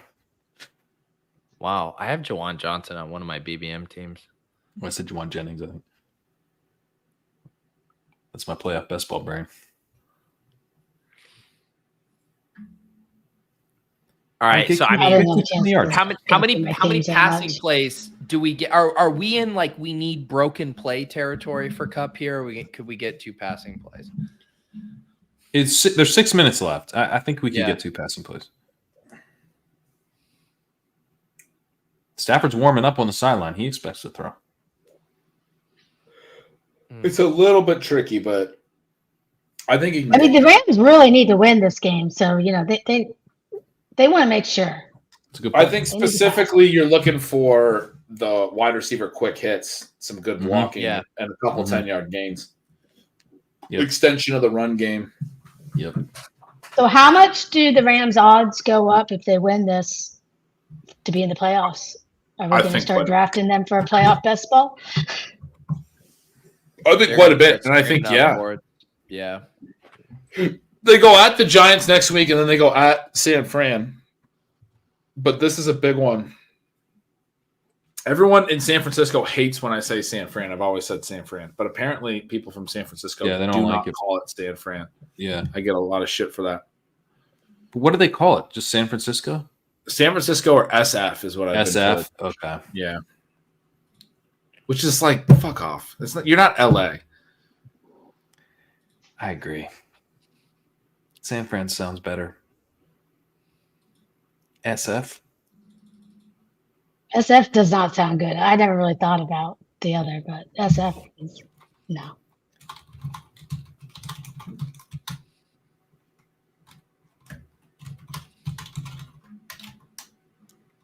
Some things just ring weird, though. You know, it's like.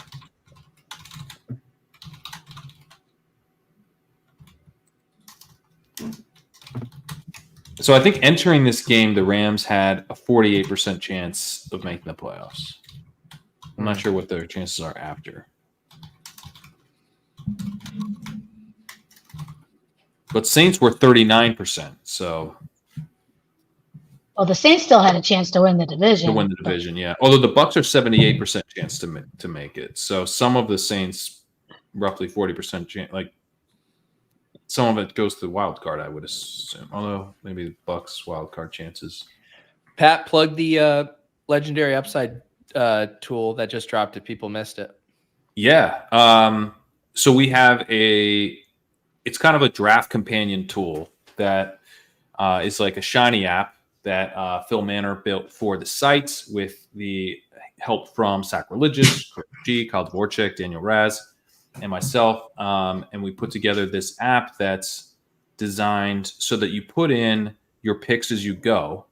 And it'll essentially just shuffle the legendary upside rankings based on the playoff scenario that you're implicitly building with those picks. Because when you're drafting these playoff best ball teams on Underdog, you need to be drafting a team that's sort of coherently putting together like a Super Bowl matchup, but also the conference championship matchups that are going to advance your teams through each round of the playoffs and then get to the Super Bowl with at least 5 live players.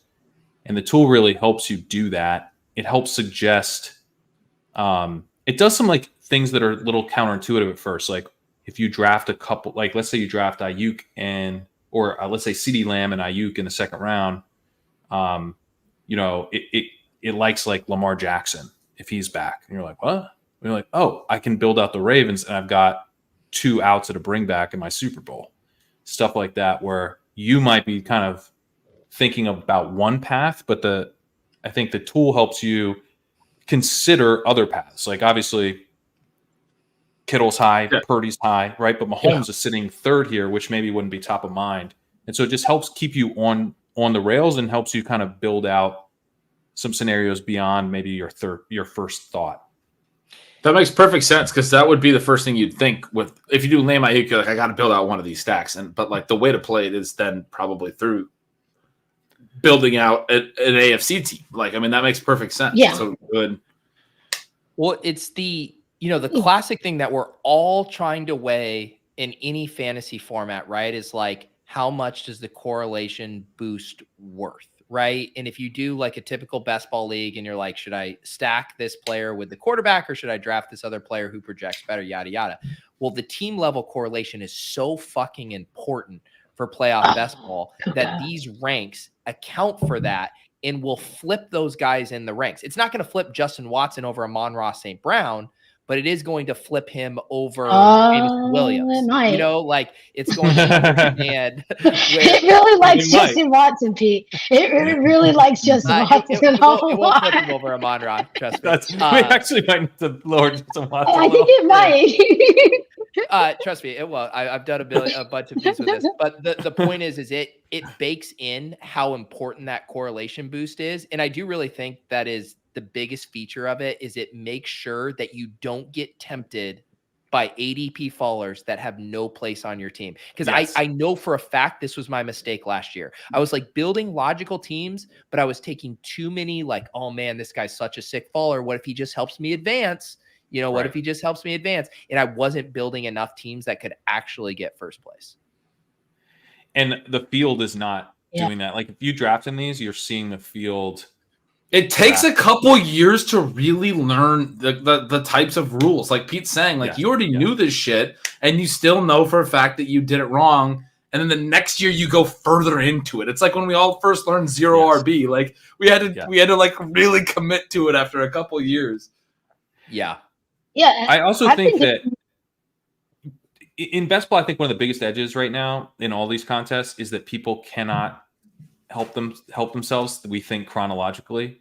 First, I have to get through the wild card round. Then I have to get through the divisional round. And what you actually want to think about, I think, in this contest is it's a 400-person final. You have to finish first out of 400. The first round, you have to finish second out of 6 to get through. Those are just completely different objectives, and you want to flip over. You want to flip over a team in that final round that is not just live, but like very strong. And this tool is going to help you. It's not like you're sacrificing your advance rates entirely, but it's just how do you build teams that if you flipped one over in that last round, you'd be like, oh fuck yeah, this thing could take this whole thing down.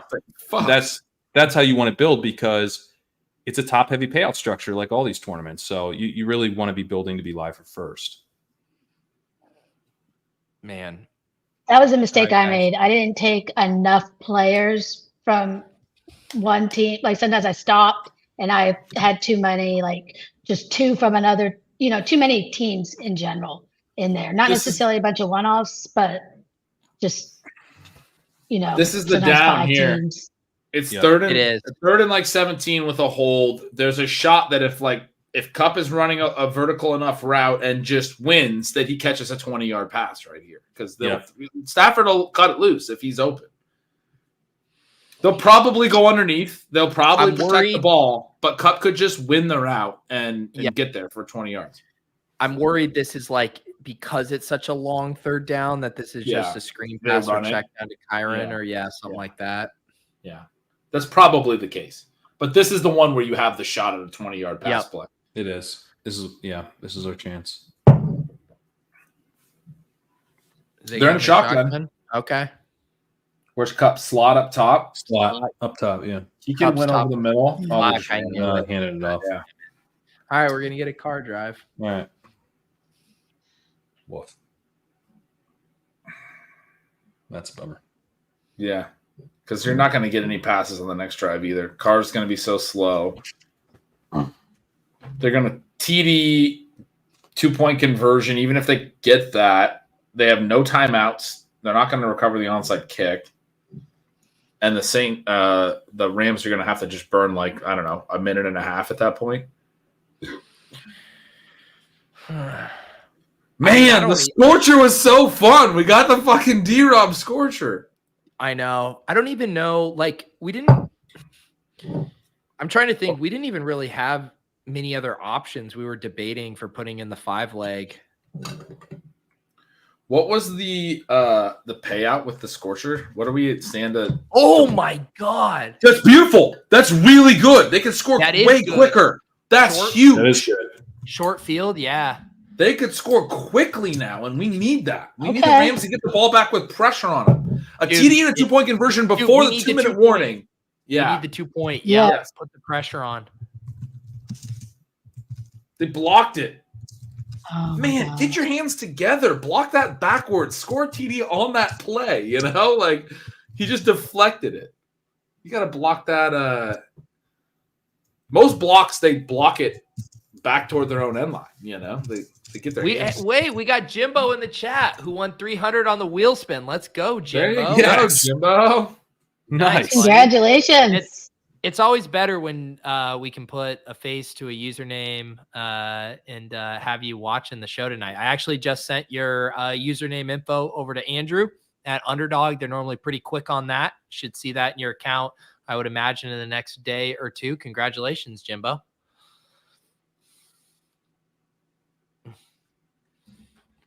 That's awesome. I don't think that's the first time that we've had someone watching while they won. Yeah. That's Love great. to see it. We've given, I think we'll have to go back and look. If we hit the core, it's at least 4 times. Jimbo's here every Thursday. We love you, Jimbo. There you go. Congratulations. Also, Jimbo, what are you going to do with your Underdog credits? Are you putting this under the pillow for Best Ball Mania next year, under the mattress? Are you firing at Playoff Best Ball? Where are these funds going? Pick'ems in the playoffs? Are you taking Tyler's handy for the $300 that he's offering in the chat? That's above market value. I got one for 100. I like how Tyler has to call them bones too. He has to call them bucks, dollars. No.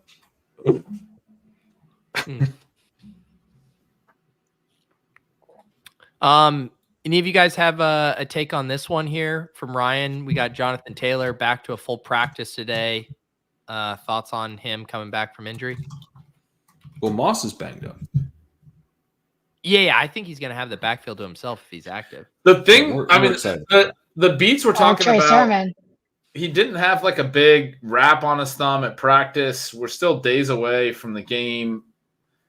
I'm not worried about the pass game volume or anything. It seems like I think JT is going to get a pretty decent workload. I'd be content looking at him like he's healthy, basically. Yeah, me too.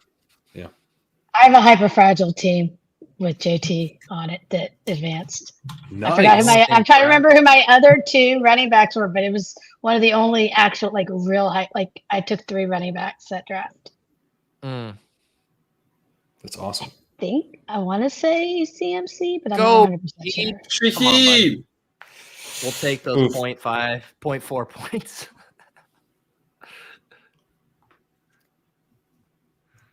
Yeah, are we live for the 5-lever? Is Cup in all of? I'll pull Is it Cup up. in all of ours? and- Is he killing all of them, or just the one 5-legger? Just the one. I mean, we have him in this one. This is the 5-legger we're talking about where we onslaughted. So we need Kamara 9 yards and Shaheed 15. No, I took all of them. I'm with you guys. Oh my God! Let's go! A.T. Perry. A.T. Perry. I do have him on a team. A.T. Perry. Wow. I have A.T. Perry on one of the teams. I don't know which team. I think it might be on a DK team. Hell yeah. But I remember seeing him All right, because I was Kirk like, clears wow, it. I have like no olive, but I have an A.T. Perry. That's funny. Wow. Damn. All right, we need this too, guys. We need it. Come on.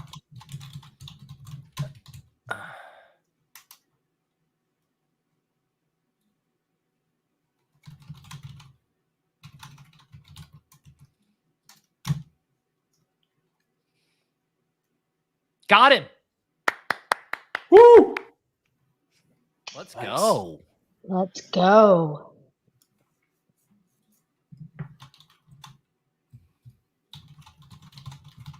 I don't know. The vibes are feeling pretty good. We're live. Yeah. We need the Rams to feel like, let's put these guys away. Let's just get this over with. Let's get a couple first downs.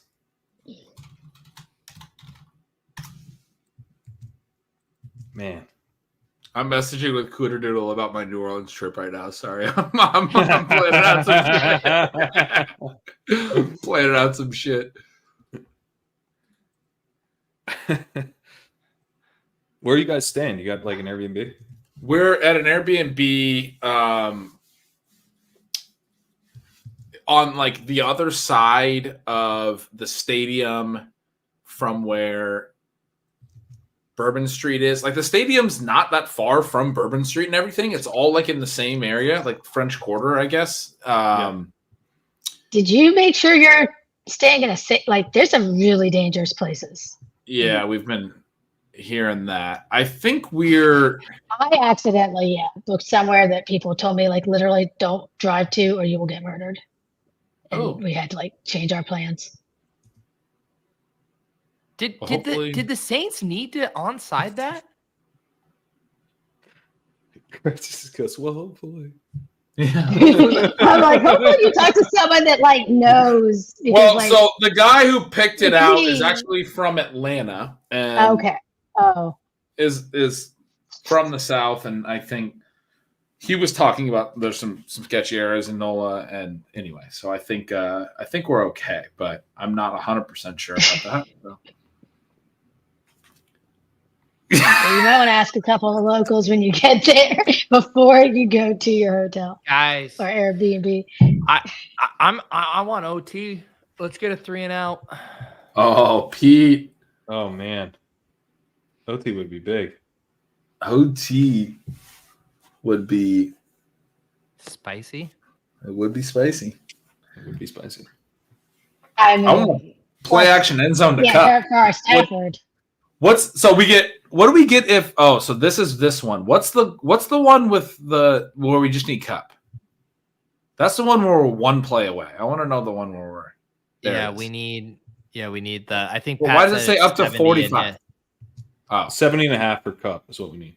this But is what's I the- just was trying Pat Yeah. has the actual one. This was I was mashing buttons to try to get what's it the in. payout on that? We did gotta ask 50. Let me pull it up.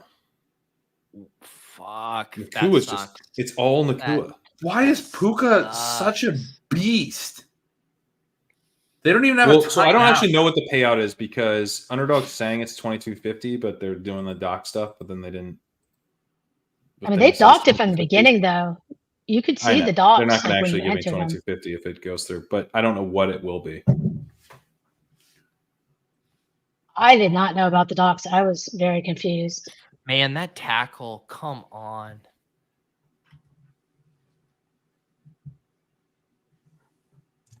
That first down hurts. It does. Man, the Puka Alpha game.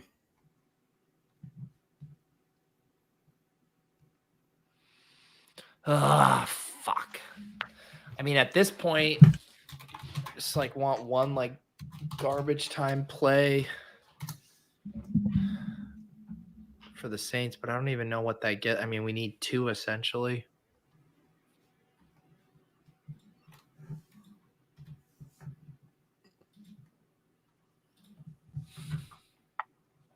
All right, I need another drink. I'll be right back.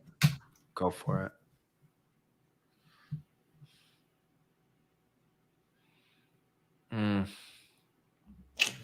Man, one of my teams that's live in BBM somehow is as a Derek Carr double with Olave and Juwan Johnson. Definitely not like mad at this result. No, this is pretty amazing.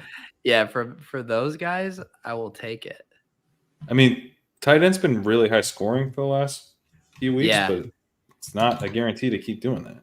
So to get that Johnson touchdown. Well, and the other thing that's really nice with Carr is it's a 3 QB team with Bryce Young and Sam Howell. And it's like Howell's matchup is brutal. Bryce Young sucks. Like to get 20 points from Carr, it's almost like I'll fucking take that. Yeah, 100%. Do you know who I oddly have? I think on like 3 of my 5 teams, Samaje Perine.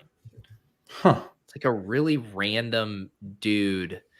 Because what happened is I think he's on my CMC teams. And I think I did a lot of those like modified, like hyper fragile, like, teams where it's like I have CMC, James Cook, Samaje Perine, like one other guy, like those kind of builds. And like Perine, the way this season panned out is obviously not how we were drafting him. Like if we knew how this season panned out, he would have been like a 15th round pick. But we thought he had like early standalone value and then like late season contingent. And instead it's just been like bad side of a timeshare. Yeah, I have a decent amount of him with Brees, but I don't think I got much of him through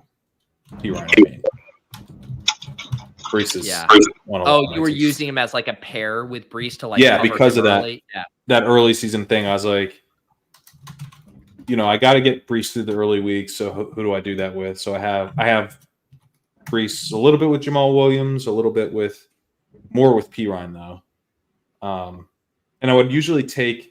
I think honestly, I got some Brees through partially because I would take like that Kyren pick or the Ty Chandler that I have was more likely to be with Brees because I was like taking one extra running back a lot of times with him. So I still need Brees. Yeah. Man. We need 18 cups, 18 yards, 18 cups. 2 guys, 1 cup. 18 cups. Man, what we need is like an act of God. That's a fumble or a turnover here. Well, third down. There's a possibility they throw it a cup. I don't think it's going to get 18 yards. So They're running. I mean, they They're just gonna ran run. on what, 3rd and 17? We need a Saints touchdown and them to go to overtime. Yeah, I mean, but they're You think they're running and kicking a field field goal? Yeah. Then you need a missed field goal. That's possible. I mean, I feel like if you complete the pass, you get the game's over. The game's over. You kneel it Right. out. But I think they're gonna cowardly run it here. Yep. Oh, he just did something with his helmet. He said Cup in motion. Did they they jumped off they jumped false start. Move them back. Oh no, they're calling it offsides. On who? The guy running in was pointing to the defense.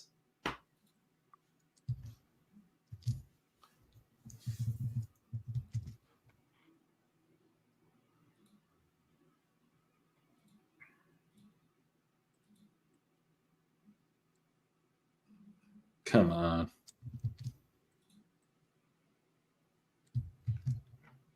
Now they're definitely running the ball. We're fucked.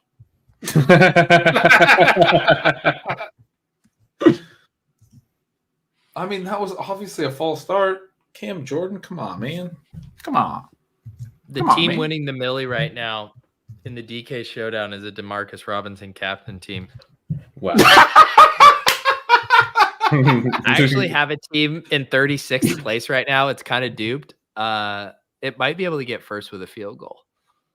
Really? Nice. Yeah. I mean, it would still be How a duped train. is Like it? I'm duped like 25 times, but it would still be a pretty nice payday. I mean, I have a sucks because Puka. that Yeah. penalty was like really bad for the field goal. I know. The game's they just doing? over now. The penalty restarted. It didn't stop the clock. They It's got over? an extra down. It's more or less over. They just need a 2-second kneel down now because of that penalty. That penalty, the clock But isn't doesn't it 4th stop. down now? Or no? They got to run 40 seconds before that penalty and then another 40 seconds after it.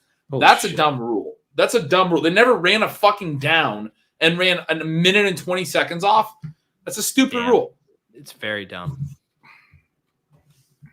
Wait, someone mistakenly did insurance on the 5 pick 'em with Cup, but does that mean you get paid? Yes. Is the That's how accidental insurance insurance works. mean you get paid? That's how insurance works. All right, dude. Congrats. Accidental insurance. You love to see it.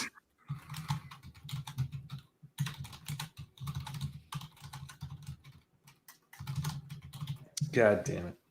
Come on, Tweeting Cup. that shit out.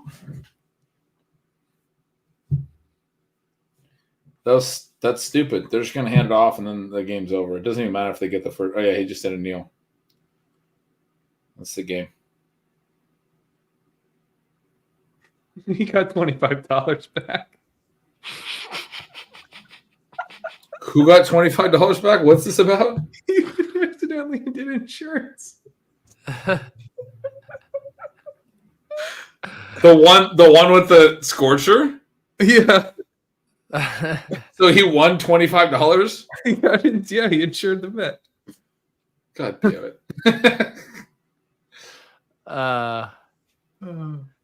Wait, how does it only give you $25 back? Because it was a 4-leg. You don't lose your money, I guess. I've never done it. I think it's.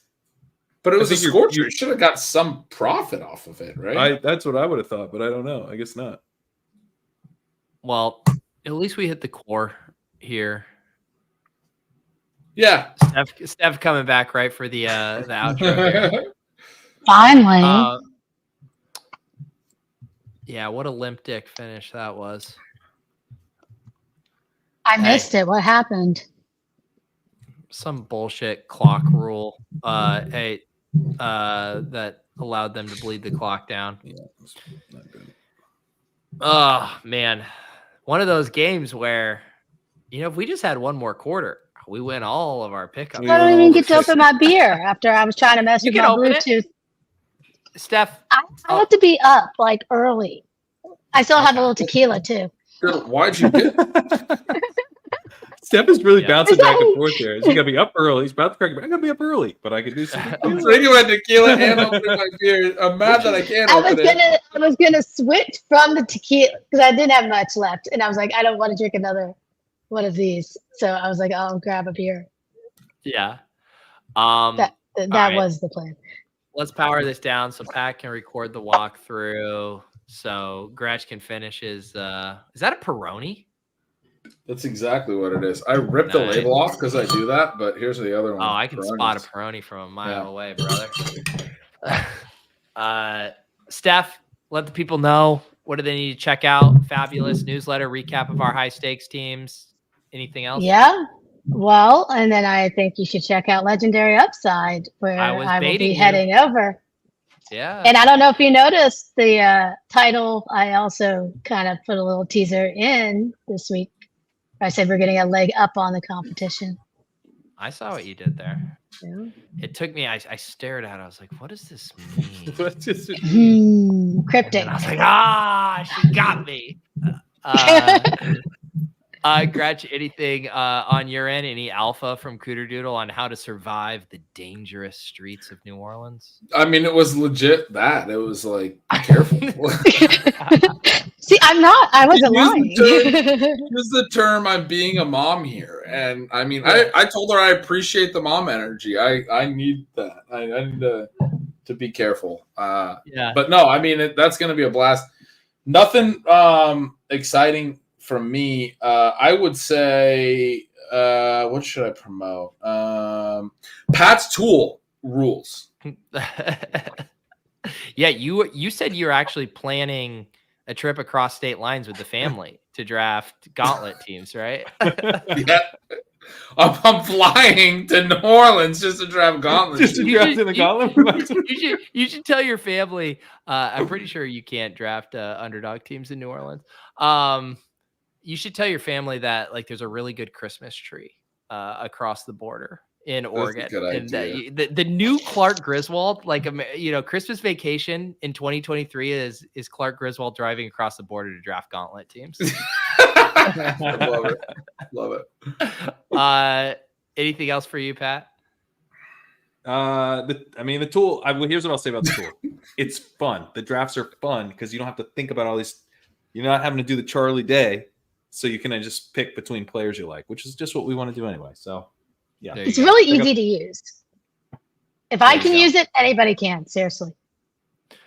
I got my usual stuff tomorrow. DFS show with Jam to Win at 2 p.m. on my channel, and then hanging with the Badge Bros. Immediately after at 3 p.m. we'll walk through the underdog slate, battle royales, all that good stuff. Build some pick 'em entries for the weekend. For my DFS After Dark, I'm having Gary Hartman from ETR on Saturday night. Nice. Very sharp dude. Excited to catch up with him. But yeah, have a great time. Like I said, next week is the last Thursday night football game on the slate. We got Browns and Jets. We haven't booked our guest yet. We'll have to go in the lab. Do we know any Browns or Jets fans, guys? Your boy Elliot Christ is a Jets fan. Who? Your boy Elliot Christ over at Fantasylife. Oh yeah, Elliot could be. We could go back to back there. I was thinking Mark Sessler is the only Browns fan I know. Yeah. I just saw a picture of Puka. Browns fan Mark Sessler. I want to leave you guys with something. Okay. Oh boy. I mean, that's so far outside my circle of trust with how much he flakes, like that he really has to earn it back. But we go back to the well. That's my vote. I mean, everybody's gonna like BlackRock. That's pretty just saw a Puka BYU is a Jets fan. Oh, those are a great one. Those are great. Yeah. I just saw a Puka BYU picture, and I want to leave the people with a Puka riddle. How did this guy never run full routes at the collegiate level at any point? Like he just had another game in the fantasy semifinals, 11 targets, 9 catches, 164 yards in the TD, 33 fantasy points. This guy didn't play full snaps in college. He's been a workhorse wide receiver in the NFL level. Was he on a mission? What happened? I'm trying to figure it out. I mean, maybe the stats don't reflect he was gone for 2 years on a mission. I don't know. Everyone have a great night. We'll see you guys next week.